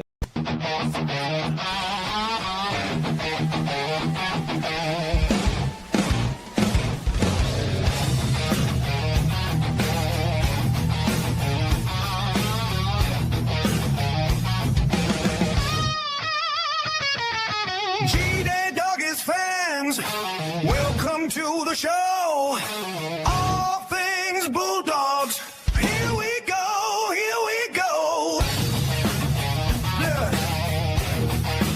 Here we go.